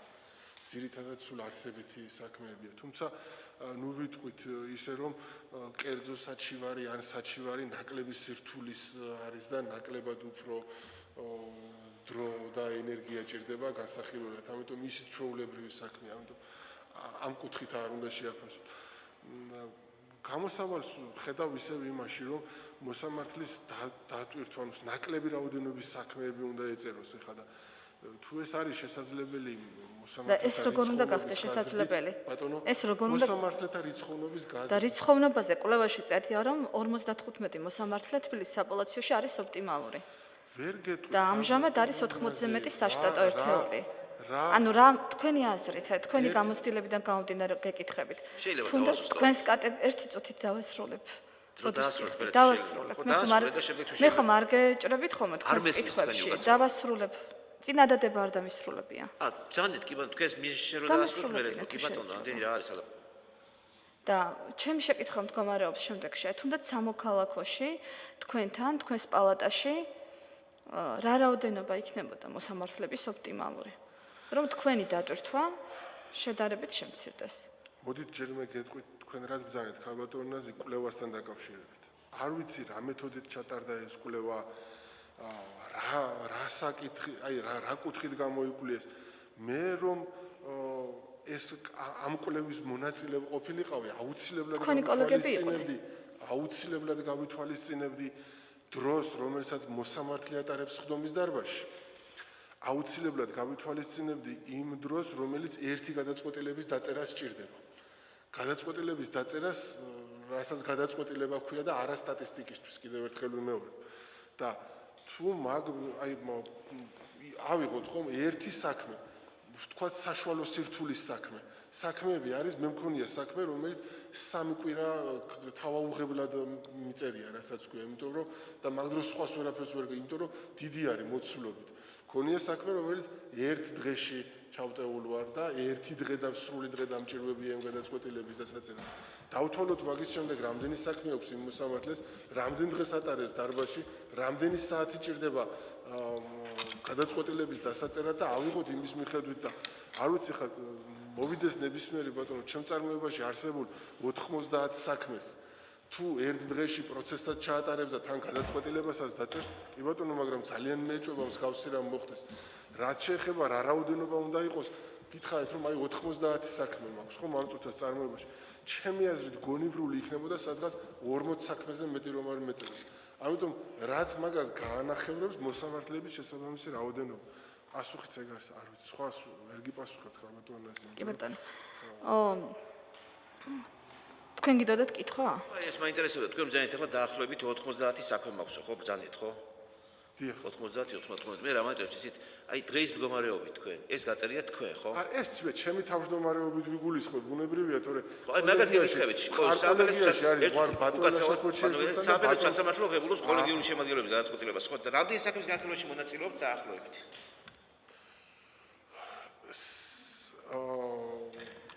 ჩვენ გავსაზღვრეთ ესე რომ 3 საპროცესო დღე ავიღეთ კოლეგიის შემადგენლობამ, სამშაბათი, ოთხშაბათი და ხუთშაბათი რომ მთელი დღე გავატარებდით ამ დღეს დარბაზში და ორშაბათს და პარასხებს უკვე გვეწერთ. ესეც არ გამოგვივიდა, გარდა იმისა რომ ის 3 დღე დარბაზში გავატარეთ, რაღაც საქმე გადაიდო, რაღაც საქმე ვერ დავასრულეთ და გადაწყვეტილების გამოცხადება გადავდეთ. ის ორშაბათის და პარასკევის დარბაზში გავატარეთ. რაც შეეხება რაოდენობას, მე როგორც მახსოვს, როგორც მე მაქვს რაოდენობა, არანაკლები აქვს ბატონ ლაშა ქოჩიაშვილის და თუ ვწდები ერთ-ერთმა მხარემ გვითხრა, ეხლა მე არ მინახავ სტატისტიკა, მაგრამ მხარემ გვითხრა პროცესზე რამოდენიმე დღის უკან, რომ ბატონი ამირანის სტატისტიკა შეუმოწმებიათ და უნახავთ, რომ ყველაზე მეტი თქვენ გაწერიათო, ხო? თუ ვწდები 160 საქმე და ასახ ჩათვალეთ, ამიტომ 160 სადღაც 350 საქმე გამოდის, ხო? უხეშად ვამბობ, არ ვიცი, არ დამითვლია ეს.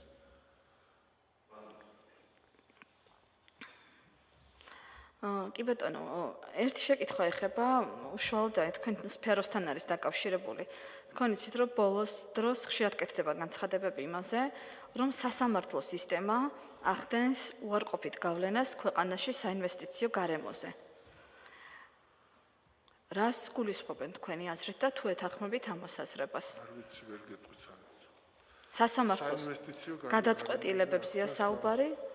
უცხოურ ინვესტორებთან მიმართებაში მიღებულ გადაწყვეტილებებზე და თქვენი აზრით ეს რამდენად შეესაბამება რეალობას? ვინც ეს, არ ვიცი, ამაზე ვერ გიპასუხებთ, ვინც ეს აზრი გამოთქვა, როგორც ჩანს შესაბამისი კვლევა ჩაატარა, შესაბამისი რესპონდენტები გამოკითხა, შესაბამისი მონაცემები აიღო და რაღაც დასკვნამდე მივიდა. ვერ გეტყვით, არც შესაბამისი მონაცემებიც, არც ის ვიცი ის პიროვნება თუ ორგანიზაცია, ვინც ეს განაცხადა, რას დაეხმო, ამიტომ ბუნებრივია ვერ გიპასუხო. აი თქვენ შეგიძლიათ გაიხსენოთ თქვენი პრაქტიკიდან ისეთი გადაწყვეტილება, რომელიც უცხოელ ინვესტორთან იყო დაკავშირებული და გიამაყებათ დაუშვათ ესეთი გადაწყვეტილება. მიამაყება? ხო, შედეგებით იმ მსჯელობით, რომელიც განავითარეთ, არ გადაწყვეტილება. მოსამართლეს გადაწყვეტილება, რომელიც კარგად დასაბუთებული მაქვს და ანუ თუ გახსენდებათ ასეთი საქმე, რომელზეც შეგიძლიათ იმსჯელოთ. ბატონო? თუ შეგახსენდებათ ასეთი საქმე, რომელიც ანუ ერთი წუთით ბატონ გენადი დავასრულებ, ბოდიშს გიხდით, ვერ დავასრულე შეკითხვა.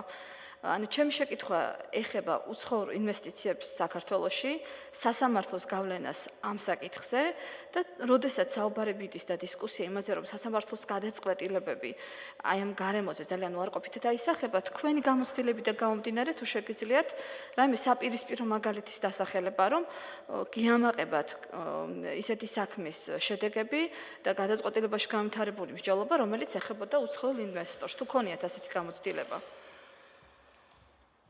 ამ ბოლო ნაწილზე შეკითხვის ქალბატონას უკვე გიპასუხეთ, იმიტომ რომ გადაწყვეტილება რომ გამომიტანია, ვფიქრობ მის დასაბუთებულებაზე და კანონიერებაზე და არა იმიტომ რომ იქ უცხოელი ინვესტორია და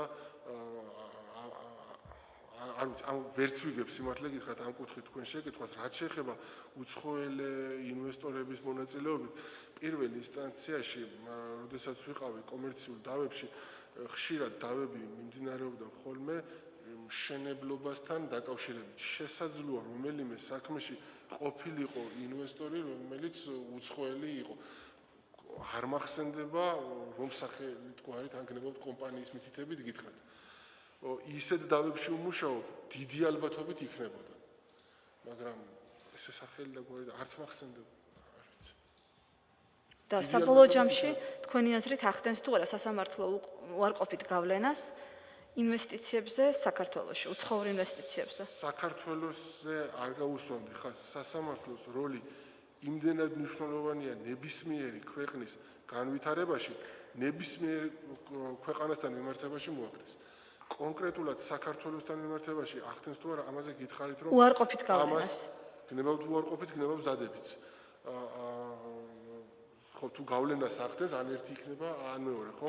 და ამას ალბათ ჭირდება შესაბამისი სპეციალისტების მიერ სათანადო კვლევა, მონაცემები და ასე შემდეგ. მე მაგ კუთხით არც მიფიქრია და პირველად დამაფიქრეთ ამ კუთხით და ამ თვალსაზრისით ეხლა თქვენ რასაც ბრძანებთ სიმართლე გითხრათ, ამიტომ ვერ გიპასუხებთ უბრალოდ და ეს. კი ბატონო. კარგით, კიდევ ერთი შეკითხვა მაქვს, ეს ეხება სამოსამართლო ასე ვთქვათ, ეთიკის დაცვას. თქვენ როგორც მოსამართლე, აი მაგალითად, ყველაზე რთულია ესე დავარქვათ ამას, ყველაზე რთული პრინციპი, რომელიც თუნდაც ბანგალორის პრინციპებში მაგალითად მოცემული ან მოსამართლეთა ეთიკის წესებში, რა არის მოსამართლისთვის რომ დაიცვას. ყველაზე რთული და ესეთი გამოწვევა ეთიკის სტანდარტი, რომლის დაცვაც ყველაზე, რა ვიცი, პრობლემური იყო მაგალითად. როგორ არის იცით ქალბატონოს ზოგადად რაც მოსამართლედ დავინიშნე, რომ გითხრათ, რომ ჩემი ცხოვრების წესი შეიცვალა, არა.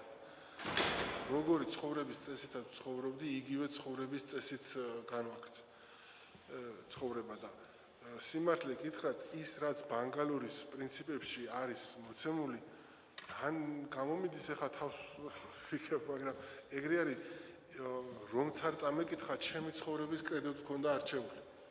როგორი უნდა იყო ადამიანის ცხოვრებაში და მე აღმოვაჩინე, რომ თურმე იმ წიგნშიდაც ბჭყალებში მაგრამ ეს ეხება მოსამართლის მოვალეობების ეხლა რომელიმე მათგანის დაცვა მიჭირს და რომელიც თავს ძალას ვატან რომ რაც ბანგალურის ან მოსამართლის ეთიკის წესებში კოდექსში წერია რომ ის პრინციპები შევასრულო არ იქნება ეს მართალი. ხო, მაგრამ სამოსამართლო ეთიკის წესები შეიძლება რაღაც გარკვეულწილად ეხება ცვლილებას ცხოვრების წესში მაგალითად, მაგრამ ძირითადად ეხება სამოსამართლო საქმიანობას, ხო? და აქედან გამომდინარე დაგისვით მე შეკითხვა. სამოსამართლოს თავისუფლების იგივე ხარისხით სარგებლობთ, მაგალითად, ბოდიშუფლით ჩაგეჭეთ, მაგრამ ხო ჩაგერთ. არ ვიყავი პოლიტიკურად აქტიური არასდროს და ამიტომ არც მაგ კუთხით არ მქონია. მაგ კუთხითაც არ განეცდით, იმიტომ რომ არ იყავით აქტიური, მაგრამ მართული. არ ვიყავი ისეთი აქტიური, რომ პოლიტიკურ პროცესებში ყოფილიყავი ან რაღაც მაშ ყოფილიყავი ჩართული და ეს გამოხატვა. არასდროს სასამართლოს გარდა არც არასდროს არსად არ მიმუშავია და ხდება, როცა რაღაცა საკითხთან დაკავშირებით თქვენ გიჩნდებათ სურვილი, ან იგივე პროტესტი, ან რაღაცის მიმართ გამოხატვის რაღაც თქვენი შესაძლებლობა ბოლომდე ხო ვერ ახდენთ ამ შესაძლებლობების რეალიზაციას, ეს გარკვეულ დისკომფორტს არ გიქმნით როგორც ადამიანს? როგორც ადამიანს თუ რაღაც უსამართლობას ხედავ, ბუნებრივია მიქმნის. თუმცა ეხლა რაც გამახსენდა თქვენ რაც ბრძანეთ, აი 2008 წელს, როდესაც ცოცხალი ჯაჭვი, მაშინ მოსამართლე არ ვიყავი, მაგრამ სასამართლო სისტემაში მოსამართლის თანაშემწევი იყავი. როდესაც ცოცხალი ჯაჭვი მოეწყო იმ აი ოკუპაციასთან დაკავშირებით, იმ ჯაჭვის ერთ-ერთი რგოლი მეც ვიყავი. ამიტომ იქ სადაც შემეძლო ეს გამომეხატა, გამოვხატა. კი ბატონო, რამე ისეთ კითხოთ, ერთი შეკითხვა და დავასრულებ. აი მაგალითად, ვინაიდან გამოცდილი მოსამართლე ბრძანდებით, მოვიდა თქვენი მეგობარი და კითხათ სამართლებრივ საკითხზე და რეალურად კონსულტაცია დასჭირდა სამართლებრივი და მოგმართეთ თქვენ. რჩევა კითხათ სამართლებრივ საკითხზე. ამ შემთხვევაში თქვენ რომ მას რაიმე ტიპის რჩევა მისცეთ? არა იმ საქმეზე, რომელიც თქვენ წარმოებაში ზოგად საკითხზე. როგორც იურისტმა, ეს სამოსამართლო ეთიკის დარღვევა იქნება თუ არა? აუცილებლად დავინტერესდები პირველ რიგში, რომ არის თუ არა ეს უკვე დავის საგანი სასამართლო სისტემაში და თუ არის თავშევიკავი ბუნებრივია. თუ უკვე სასამართლო სისტემაში ამ საქმის განხილვა მიმდინარეობს, თუ არ მიმდინარეობს, იქნება ეს სამოსამართლო ეთიკის თუ არ დარღვევა. მიმდინარეობს დავა და დაუშვათ ჭირდება პირობითად ავიღოთ ეხლა რაც მახსენდება მიწის გადაფორმება ხომ და რა წესით უნდა მოახდინოს ამ მიწის გადაფორმა სამკვიდროს მიღება რომ ნოტარიუსთან რომ უნდა მოვიდეს სამკვიდრო მოწმობა რომ უნდა იყოს შემდეგ საჯავრეში რომ უნდა მიტანოს ასეთ ტიპის რჩევას რატომაც არ აღიარებს და თქვენ ფიქრობთ რომ ეს არ იქნება ეთიკის დარღვევა, ხო? მე ვფიქრობ რომ ეს არ იქნება ეთიკის დარღვევა. კარგით, მადლობა. ბატონო ვასილი ვანოგენეთი მოგესალმებით, ჯანმრთელობას გისურვებთ, წარმატებას გისურვებთ. თქო, გვესაუბროთ პრეზუმპციების მნიშვნელობაზე სამოქალაქო სამართალში, რა სახის პრეზუმპციები არსებობს და მათი დანიშნულებები.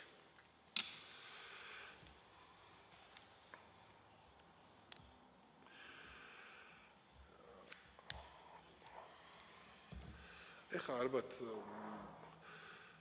თუ ძირითადად მაინც უნდა წავიდეთ იმ კუთხით რა, რაც უზენაეს სასამართლოს რაც ეხება და რომ უზენაეს სასამართლოს მიერ მიღებული გადაწყვეტილებებით რომ სარგებლობთ ძირითადად აქეთ ეხლა რაც ეხება თვითონ სამოქალაქო სამართალში ახლა ეს უტყუარობის პრეზუმპცია, სისრულის პრეზუმპცია მოწმეთა აჩვენებებთან მიმართებაში ალბათ ამაც მეკითხებით, ხომ, ამ კუთხით არის, თუმცა მე უფრო ღმათ გამორჩეული საკითხს და მაინც აი საინტერესო საკითხი არის უზენაეს სასამართლოს მიერ მიღებული გადაწყვეტილებების გამოყენებასთან დაკავშირებით.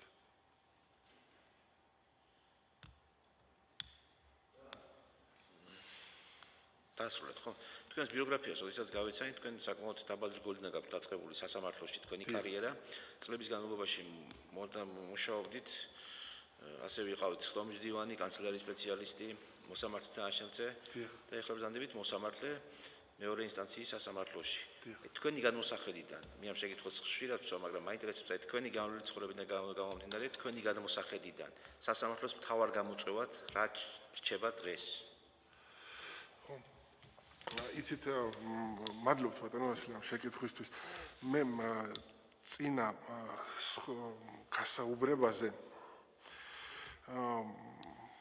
გასული წელს როდესაც იყო იმ გასაუბრებას გულისხმობ, მაშინ თქვი პირველივე შეკითხვაზე, როდესაც დამისვეს შეკითხვა, რას ნიშნავს სასამართლო, რომ სასამართლო ჩემთვის არის ოჯახი ვითქო. შემდეგ რომ დავფიქრდი, იცით, იქვე იმავე სხდომაზე გამოიწვია ამან დისკუსია და რომ დავფიქრდი, ოჯახი ზოგადად არის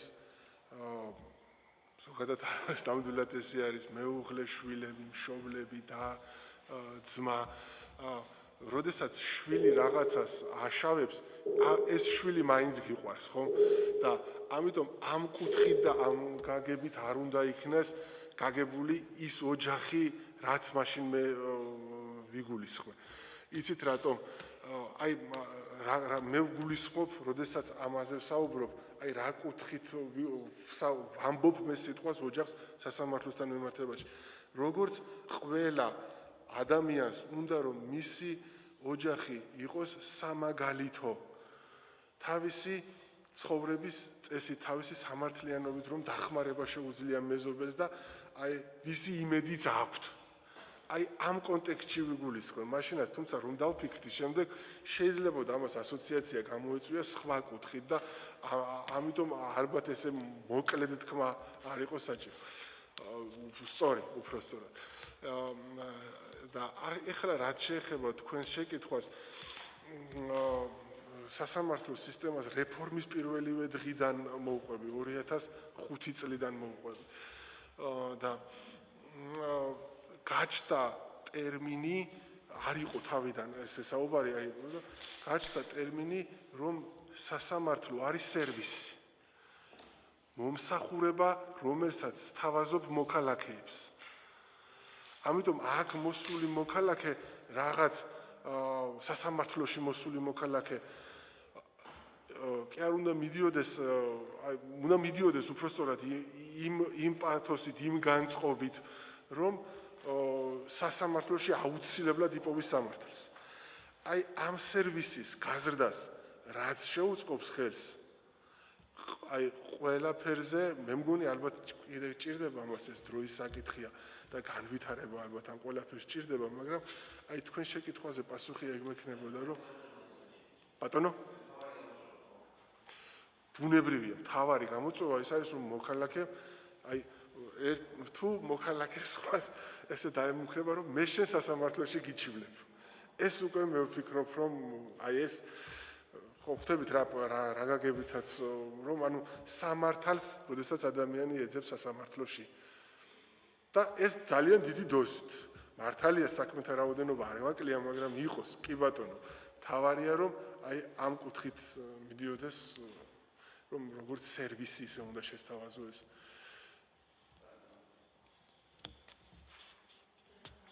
ირმა, გამარჯობა, მოგესალმებით. პროფესიული კითხვებით დავიწყოთ. რათა მიმდევრობით ამოწმებთ ხოლმე მოთხოვნის საფუძვლებს კონკურენციისას?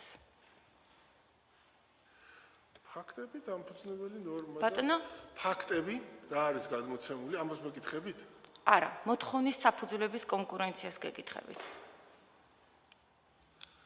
მას რასაც, ანუ როდესაც ორსამართლებრივ საფუძველზე გვითითებს მხარი, ხო? შეიძლება არც მიგითითოთ, მაგრამ თქვენ ჩათვალოთ, რომ სხვა საფუძველია. შებოჭილი ხართ სასამართლო? ბუნებრივია შებოჭილია სასამართლო. სასამართლო შებოჭილია თუ მხარე გითითებს გარკვეულ ფაქტებზე და ფაქტზე არ გეკითხებით. და იმ კუთხით არ ვითარებთ. არა, ეხლა მე მესმის თქვენ რასაც ბრძანეთ ხალხატონი, რომ თუ არ დაუშვათ ადგენ მაგალითად რომ ადგილი ქონდა არა იძულებას არამედ მოტყუებას, ხო? პირობითად ავიღოთ ეხლა ამ კუთხით. ამას არ გულისხმობ, მაგრამ თუ მხარე აი ქონდა ერთ ძალიან ამ კუთხით რაც თქვენ ბრძანეთ იყო ძალიან საინტერესო დავა. უბრალოდ მე მხარეებსაც ვერ დავასახელებ, იმიტომ რომ ჯერ კიდე განხილვაშია ის საქმე, მაგრამ რა კუთხით იყო იცით საინტერესო მხარე არ ითხოვდა გასხვისებული სიკეთის ანაზღაურებას, როგორც ნასყიდობას. გარკვეული მოსაზრების გამო და თავის მიმართულებას ანვითარებდა უსაფუძვლო გამდიდრებასთან, უსაფუძვლო გამდიდრებითთან მიმართებაში. იქ შეუძლებელი იყო, რომ გემსჯელა, რომ ამათ შორის შედგა, მათ შორის მხარეთა შორის შედგა ნასყიდობა. იმიტომ რომ თვითონ მხარე გამორიცხავდა ამას, თუმცა საქმის ყველა მასალა შეიძლება ამაზე მიუთითებდა. ამიტომ თქვენ როდესაც ბრძანებთ ვარ თუ არა შებოჭილი, ბუნებრივია რომ ვარ შებოჭილი. არა, მე ვერ დაგეთანხმებით ყველა შემთხვევაში თქვენ შებოჭილი არ ხართ. ხარე შეიძლება სახელშეკრულებო ურთიერთობიდან სავინდიკაციო სარჩელით ითხოვდეს თავის ნივთს თქვენ სახელშეკრულებო ურთიერთობიდან გამომდინარე ან პირიქით დააკმაყოფილოთ ან არ დააკმაყოფილოთ, რატომ ხართ შებოჭილი? შეიძლება ითხოვდეს დელიქტით ზიანის ანაზღაურებას, თქვენ ჩათვალოთ რომ ხელყოფის კონდიქცია და სხვა ნორმით რა ბროჭავთ? ნახეთ, მე რაც მოვიყვანე მაგალითად, იქ არც ერთი მხარე ნასყიდობაზე არ საუბრობდა. საქმის ყველა მასალა ნასყიდობაზე მიუთითებდა. შეეძლო ეთქვა რომ ნასყიდობა იყო? თქვენ თუ გქონდათ შესაბამისი ფაქტები, რომ დადებულად ჩაგეთვალათ ხელშეკრულება, რატომ არა? რას არ ღვევდით? მხარე თავად მაგ ფაქტებზე არ გითითებდა არც ერთი და არც მეორე. თვითონ მხარე საერთოდაც არ ახსენებდა. მატერიალური საფუძვლებით ხართ შეზღუდული, მე ესე გავიგე, ხო მატერიალურ საფუძვლებზეა საუბარი ამ შემთხვევაში. მატერიალური საფუძვლებით შეზღუდული ხართ. რათან მიმდევრობით შევაფასებდი, ანუ ჯერ მხარის მიერ მითითებულს და შემდეგ უკვე არის თუ არა სხვა სამართლებრივი ურთიერთობა მხარეთა შორის.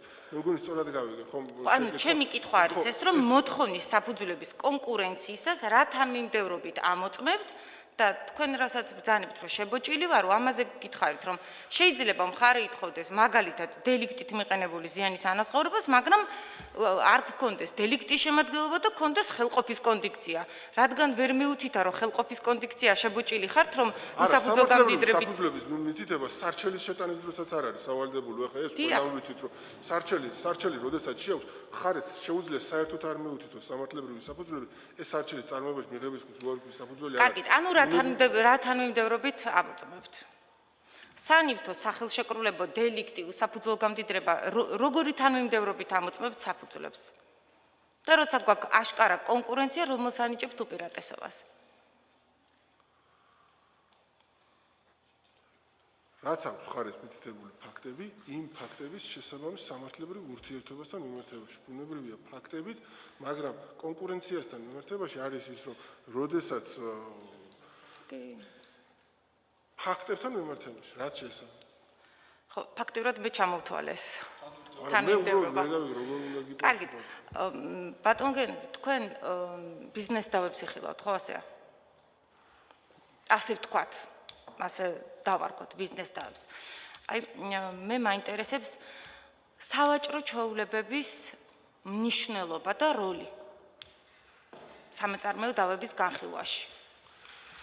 პრაქტიკაში არ მქონია. ხო, პრაქტიკაში ძალიან ნაკლებად, მაგრამ ისე როგორ ფიქრობთ, რა როლი აქვს? რა დატვირთვა აქვს და საერთოდ ჩვეულება არის თუ არა წყარო? როგორ? და საერთოდ ჩვეულება არის თუ არა სამართლის წყარო? ჩვენ პოზიტიური სამართლის ქვეყანა ვართ და დაწერილი კანონებით ვსარგებლობთ, თუმცა ცხადია რომ კანონთან რაღაც ნაწილი ჩვეულება ყოფილიყო თავის დროზე და შემდეგ უკვე კანონადაც ქცეულიყო.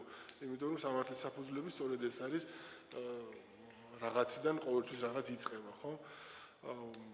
მაგრამ ჩვეულება შეგიძლიათ დღეს ჩვეულებაზე როგორც წყაროზე მიუთითოთ? წყარა არ შემიძლია.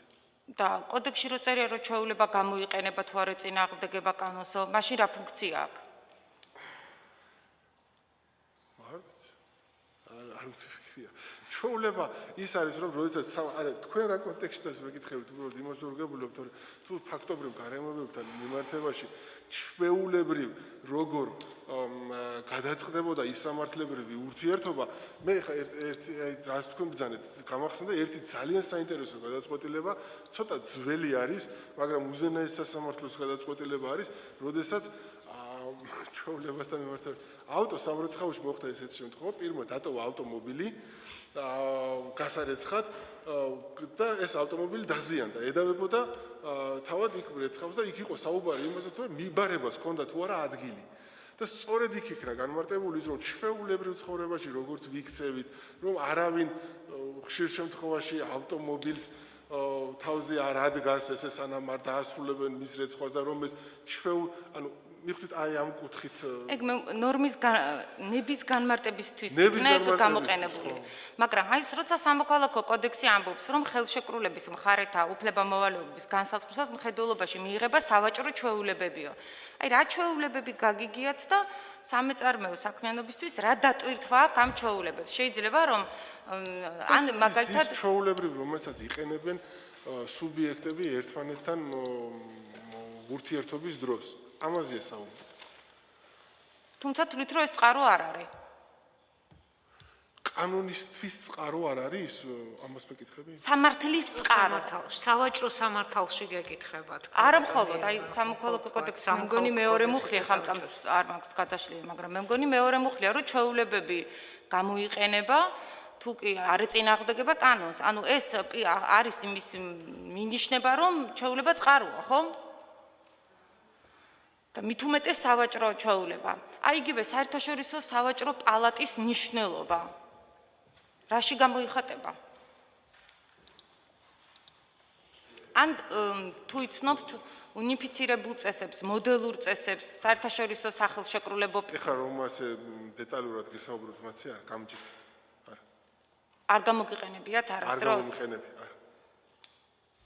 არც საერთაშორისო არც დელიქტური სამართლის პრინციპები არც საერთაშორისო სახელმწიფო ევროპული უпростоრად ხა მეც არასწორად გითხარით არ დაგჭიროებიათ არა და მე ვფიქრობ რომ უზენაეს სასამართლოს გამოყენებული აქვს არაერთგზის და განსაკუთრებით სამეწარმეო დავებში ძალიან მნიშვნელოვანია მისი გამოყენება არც ესეთი დიდი ოდენობით უკაცრავად რომ შეგაწყვეტ არც ესეთი დიდი ოდენობით აქვს ეს სამეწარმეო დავები განხილული ხა რომ 2018 წლიდან მუშაობ ხომ სამეწარმეო დავებში არის რეალურად წელიწად ნახევარი ხო გასული 2018 თუ 17 წლიდან პირველი ინსტანციის ჩათვლით გულისხმობდა არ მქონია ხა ესეთი დავები ხო მაგრამ ბატონ გენდი თქვენ უნდა დაადგინოთ პრაქტიკა ხო უზენაეს სასამართლოს მოსამართლე გინდათ რომ გახდეთ დიახ მე ამ პრაქტიკის დადგენისთვის როგორ ფიქრობთ არა აქვს მნიშვნელობა მოდელურ წესებს მის განმარტებებს ხო მაგრამ მე არ გამომიყენებია თავად გადაწყვეტილებაში არ დამჭირვებია და ამიტომ ეხა ისე სიღრმისეულად როგორც თქვენ მეკითხებით რომ გეპესხოთ უბრალოდ ვერ შევძლებდა ეგრეს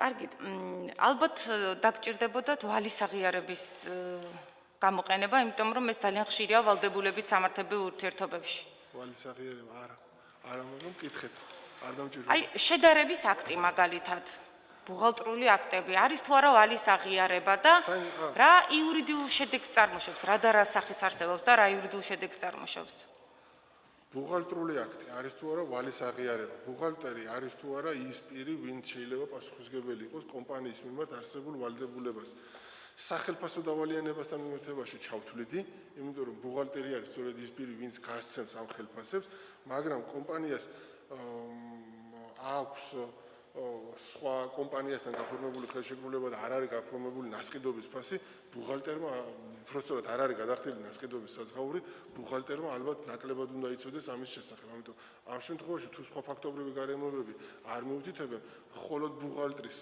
განმარტებას ალბათ გამიჭირდებოდა აქ მთავარი ის არ არის იგივე შედარების აქტზე რომ ბუღალტრის მიერ არის შედგენილი ამას დირექტორი აწერს ხელს და აღიარებს შედარების აქტით ვალს ამგვარი შედარების აქტი ვალის აღიარებად მიიჩნევა, რომელიც ხანდაზმულობის ვადისთვის შეიძლება ახალი ათვლის საწყისი ეტაპი გახდეს?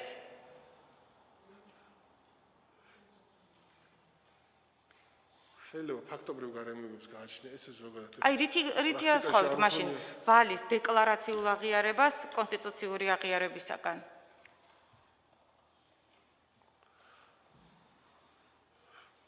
ეხლა ვალის აღიარებასთან დაკავშირებით რაც მახსენდება არის ის რომ როდესაც ადმინისტრაციულში ვიყავით მუშაობდი გაიცემოდა ცნობები შინაგან საქმეთა სამინისტროსთან სახელმწიფო დავალიანებებთან მიმართებაში და მაშინ განიმარტა იმ ცნობებთან მიმართებაში რომ ეს არ იყო ვალის აღიარება, არამედ იყო უბრალოდ ფაქტის კონსტატაცია რომ ვალი არის ამდენი ამ კუთხით შემიძლია გიპასუხოთ. რაც შეეხება ესე სააპელაციო სასამართლოს აქვს ძალიან არაერთი განმარტება და დოქტრინაშიც არის ამაზე საუბარი, შედარების აქტი და იგივე ვალის აღიარება, რა მიუხედავად იმისა, რომ აბსტრაქტული გარიგება თავისი ბუნებით, როგორ შეიძლება ეს განუმარტოთ, იწვევს თუ არა ვადის თავიდან დენას. ეს ძალიან მნიშვნელოვანია ბიზნესისთვის. სტანდარტულ პირობებზე მინდა გითხოთ. აი თქვენ თუნდაც ამ ერთი წლის განმავლობაში თუ გაგიკეთებიათ განმარტება სტანდარტული პირობებიდან გამომდინარე სუსტი მხარის სასარგებლოდ? არა. აი ამ პანდემიის დროს, როცა რეალურად გვაქვს ჩვენ ფორს-მაჟორული გარემოება, როგორ ფიქრობთ, შეცვლილი გარემოებებისადმი მისადაგებისას სასამართლოს რა როლი აქვს და რა კრიტერიუმების მიხედვით უნდა მიაღწიოს სამართლიან ბალანსს? ფაქტობრივ გარემოებასთან დაკავშირებით პანდემიიდან გამომდინარე შეიძლება ეს ყველა კომპანიას, ყველა სუბიექტს შეიძლება ერთნაირად არც შეხებოდა და ის ფაქტობრივი გარემოებები ალბათ თუ იწვევს იმას, რომ ვალდებულების შესრულებას ვეღარ ახერხებს ამ ფაქტობრივ გარემოებებიდან გამომდინარე შეიძლება აქ ამ კუთხით შეიძლება უბრალოდ შეკითხვა ძალიან ბუნებრივია ზოგადად იქნება ხა ფაქტებით ამას ვერ დასვათ. აი მაგალითს მოგიყვანთ დავაკონკრეტოთ. ამ პანდემიის დროს რამდენიმე ეტაპად მოხდა ვალის გადავადება გახსოვთ ალბათ, ხო? ბანკების მიერ. დიახ, ოღონდ გადავადებისას არ იყო მითითებული მის თაობაზე, რომ ამას დაემატებოდა პროცენტი. ცხადია, მოსახლეობის უმეტესობა დაეთანხმა გადავადებას. და ეს გარკვეული თითქოს შეღავათი იყო. აღმოჩნდა შემდეგ, რომ ეს თანხა იყო მკვეთრად გაზრდილი. პროცენტების გამო, ხო? ბატონო? პროცენტის გამო. დიახ.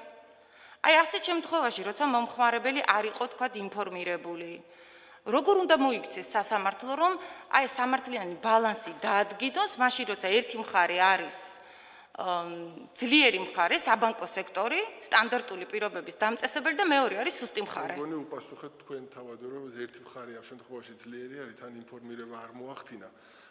სამართლებრივი საფუძველი რა იქნება? და არც ის ძლიერი მხარე არ არის ვალდებული, რომ უსასყიდლოდ გადაუვადოს, ხომ? შეცვლილი გარემოებების მისადაგებისას. მით უმეტეს ეს როცა არ იყო შეუძლებლობა და იყო გართულება. რა კრიტერიუმებით მოახდენდით? ალბათ შეთანხმება მხარეთა შორის ხომ ყველა არსებით პირობასთან მიმართებაში და თუ მე როდესაც მივადებს ბანკი გადახდას და გულისხმობ იმას, რომ ამ შემთხვევაში პროცენტის მოიაზრება და გონივრული ალბათ ეს იქნება, აი ამ გარემოებებზე დაყრდნობით თქვენ განსაზღვრავდით გონივრულ პროცენტს? ეხლა ესე კაზუსს მთავაზობთ, ამოხსნა ხუცუჩურთულია ცოტა. არა, კი ბატონო, კაზუსს არ გთავაზობთ. კრიტერიუმები მითხარით შეცვლილი გარემოებების მისადაგებისას სასამართლოს რა ბერკეტი აქვს? დიპასუხეთ ის არის, რომ ანუ რამდენად შეეხო, რამდენად იქონია გავლენა და ასე შემდეგ. ბატონ გენადი, თქვენ იღებთ კონკურსში მონაწილეობას, სადაც ასევე ძალიან ბევრი კანდიდატი, მათ შორის სამოქალაქო სამართლის მიმართულებით არიან თქვენი კონკურენტები. ჩვენ საბჭოს წევრებმა უნდა დავასაბუთოთ, რატომ უნდა დაგიჭიროთ ხარი თქვენ და რითი ხართ უპირატესი სხვაზე. მე მესმის, რომ ძალიან რთულია კანდიდატისთვის იმის თქმა, რითი ჯობია სხვას, თუმცა ეს არის ერთ-ერთი გამოწვევა, რომელიც კანდიდატმა უნდა ჩააბაროს, ასე უნდა ვთქვათ. გიპასუხოთ ახლა? ბატონო? მე უნდა გიპასუხოთ რითი ჯობია. მე გთხოვთ, რომ თქვენ მიპასუხოთ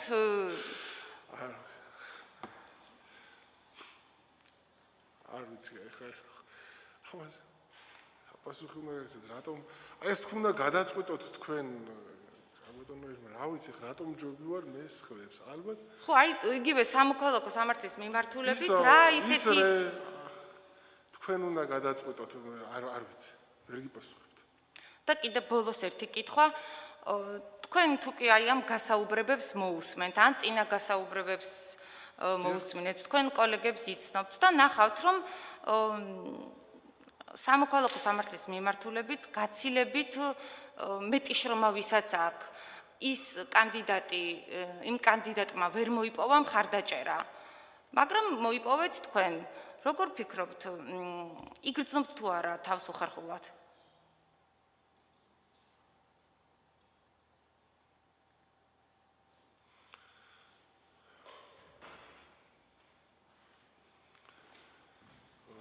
მე თავად ჩავთვალე რომ ის ჩემზე ბევრად უკეთ თქვენ რო ჩათვალოთ რა თქმა უნდა ჩავთვალო დიახ მე ოღონდ აუცილებელი პირობა არის ის რომ ჯერ მე ჩავთვალე რომ მან ჩემზე უკეთ უპასუხა თავისთავად რა თქმა უნდა თქვენ ის მაინტერესებს აკაბსოლუტურად ესე ჩავთვალე რომ მან ჩემზე უკეთ უპასუხა და თუ ჩავთვალე ის რომ ყველა ასპექტში იყო ჩემზე უკეთესი და მაინც ვიგრძნობ იგრძნობთ მადლობთ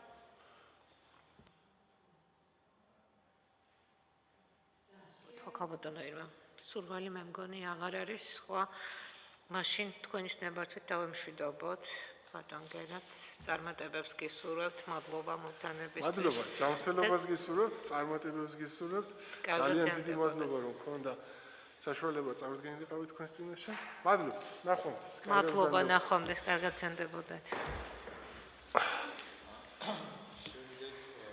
ხვალ ვაგრძელებთ ორი კანდიდატი გვეყოლება გასაუბრებაზე მარუაშვილის ზალი მაღლაკელიძე და ლავრენტი უკაცრავად